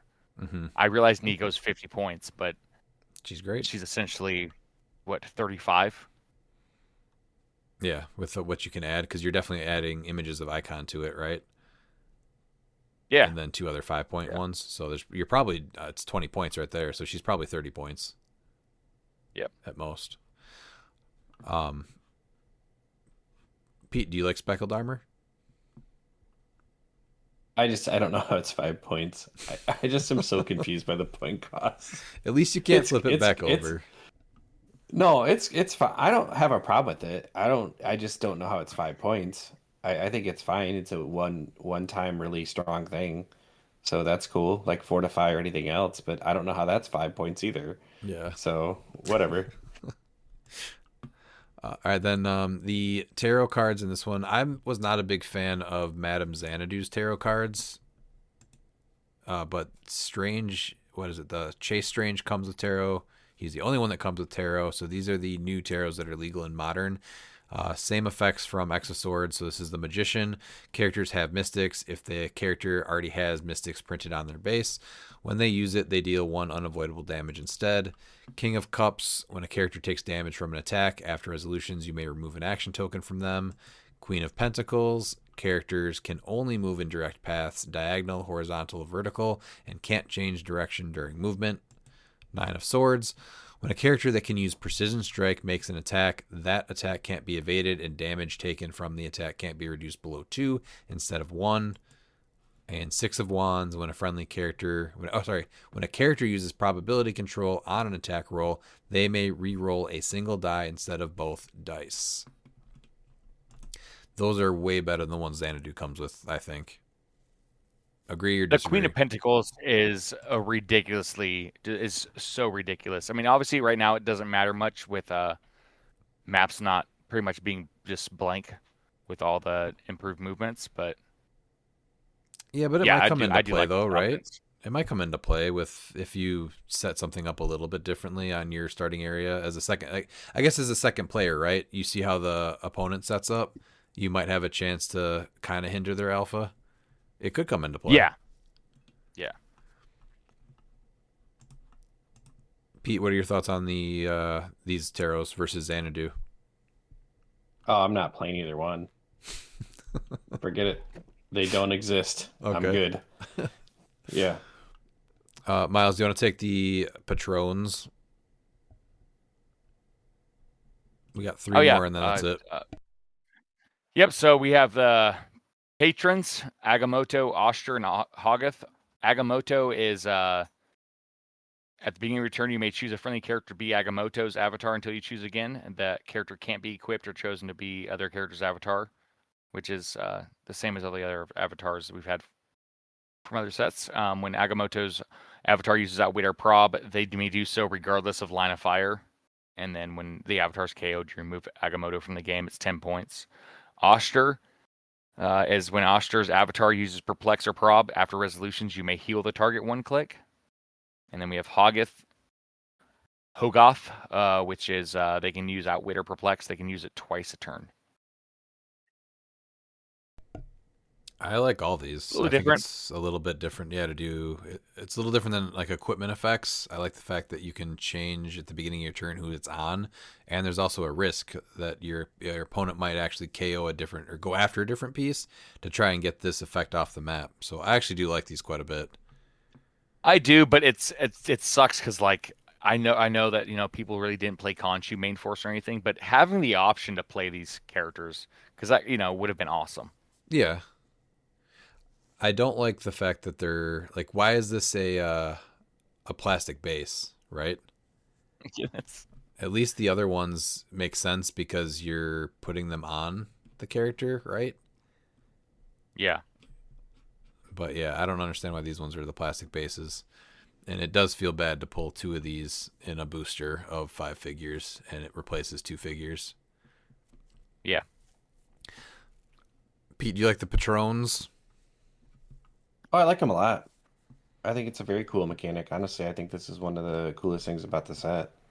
I think these are great. I think everything you said was accurate. The fact that you can choose at the beginning of your turn and you are increasing risk of another piece suddenly becoming your opponent's target is worth the gamble. I think Oster is nuts. She's probably the best one. Like just one more way to heal. So no, I think these are awesome. Honestly, I like them a lot. Wish they came with cards. Just saying. Yes, that would have been nice. Yeah, but now we can print them on lined paper and they're tournament legal. That is something we can do. Yeah, that's something I will do. Why not? All right, what's your favorite super rare, Miles? My favorite super rare is probably going to be non-prime Dracula. Okay. Pete? I really like Kushala. Oh, I like that one. Just because like what we talked about, point cost and just a little different. Yeah, she's just really unique and the point costs are really good and you can do a ton with her. I think she's just really interesting. Obviously mine is Magic. This one's she's good. The last one obviously got her added, so she wasn't good anymore. We don't get her enough, and so just she is able to be a taxi and an attacking piece. Usually we get her and she's one or the other, and if she's a taxi, she's too good and eventually you can't play her. Otherwise, she's never a great attacker. So I think this is a good step in the right direction for a playable Magic. Favorite chase, I think we already touched on this one. Miles. So what? No. The best chase was Nico. My favorite chase is Strange. Oh, okay. Yeah. Pete, what's your? So yeah, let's do that. What's the?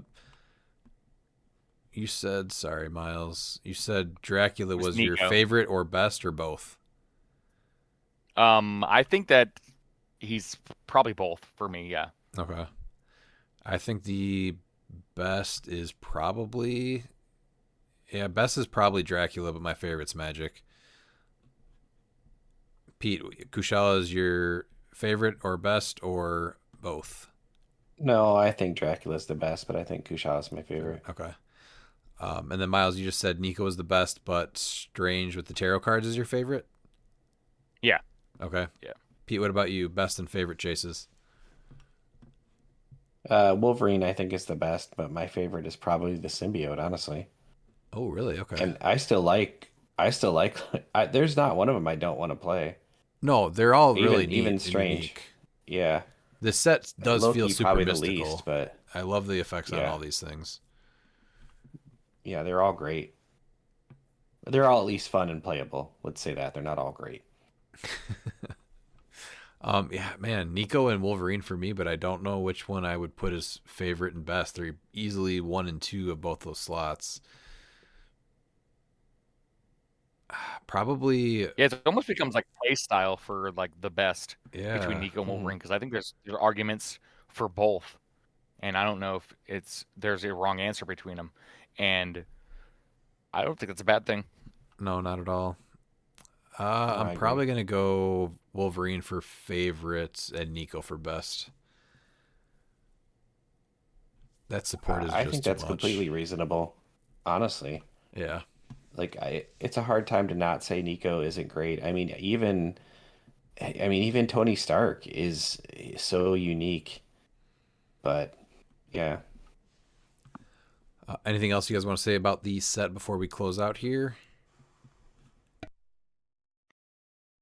No, it looks like an interesting set. Yeah, be cool to play in some sealed, but I don't have that option. So maybe I need to just do roll 20 and just make like generated boosters that don't have 2 patrons. That sounds terrible. What, without 2 patrons or with 2 patrons? Just playing on Roll20 in general, and then creating fake boosters and going through all that work to play in a couple sealed fake games. Well, some people don't have the options that you do. So yeah, it does sound terrible, but sometimes you gotta do what you gotta do. Sometimes terrible is better than nothing at all. Yeah. Pete, anything you want to say about the set before we log off? I like the set a lot. I think it's a very inconsistent set though. I think in sealed it's inconsistent because of the problems of what you can get in boosters. And I think that while there are some really great pieces, there's some straight duds too, which we haven't really had that much recently. So, but I do like the new mechanics of the patrons and stuff. So I think overall I would give it a pretty high. I give it a low A. Okay. Yeah, I like how mystical it feels with a lot of the powers that they added to it. The new mechanics are really cool. I'm glad we're not playing much more sealed in it though, because man, pulling a booster with 3 astral pieces for 15 points each, or 2 of the plastic guy things. What are they? The patrons or the markers? Possessors. Yeah, the markers. Yeah, Possessors, yeah. Pulling 2 of those in a booster feels a little bit rough.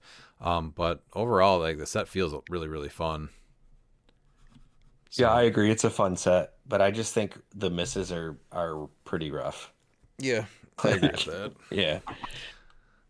I do think also too there's not a whole lot of like obvious plays to add to modern right now. So I think if you're able to be creative, there's a lot of potential with this set, but it adds a little bit more of a different dynamic. It's not as much of the this piece is amazing because obviously it's amazing. You're gonna have to think a little bit more with this set. At least that's how I take it. Or if it makes the point where it's just not good enough to even really see much play, sort of like a War of the Realms set, which time will tell, outside of obviously the one shots and Nico. Oh, you think that's potential? The legacies. Potentially? I mean, it could be. Yeah, I mean, the legacies, when you look at the best and like what's going to be played, it's going to be like the legacies, I think Nico for sure, and then the one shots.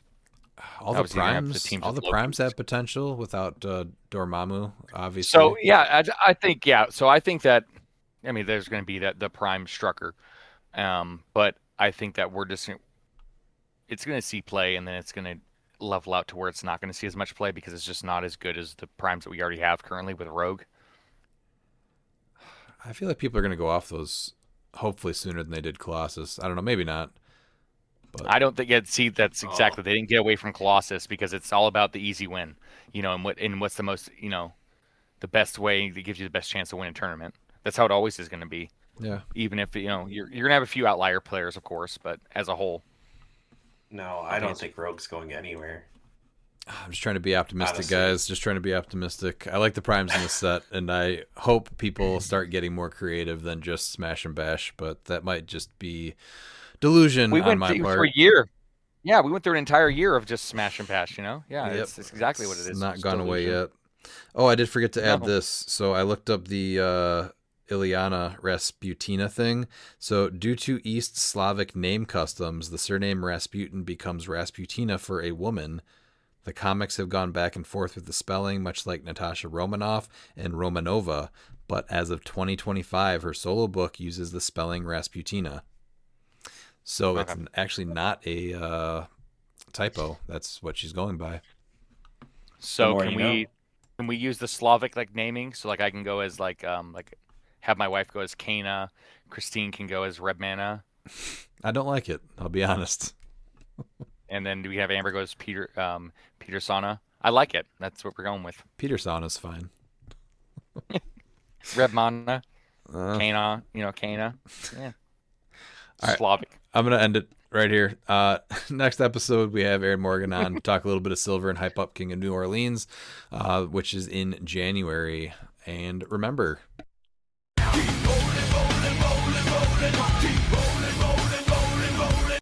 And if you're not down with that, we got 2 words for ya! Click it!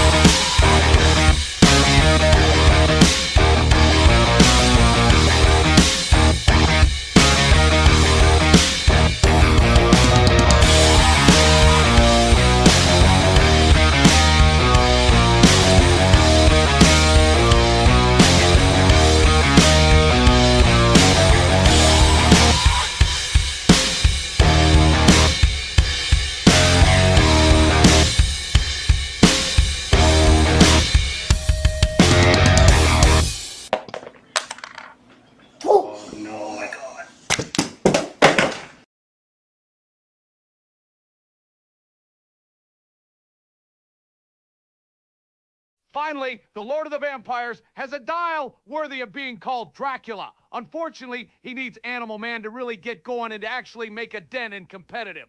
I only say unfortunately because as a free, all it takes is Beetlejuiceberg to ruin your fun, just like he ended my career. Jericho Drum can be really fun. He makes an attack through a smoke cloud. Oh wait, his smoke cloud is free. Back to the smash and bash era it is.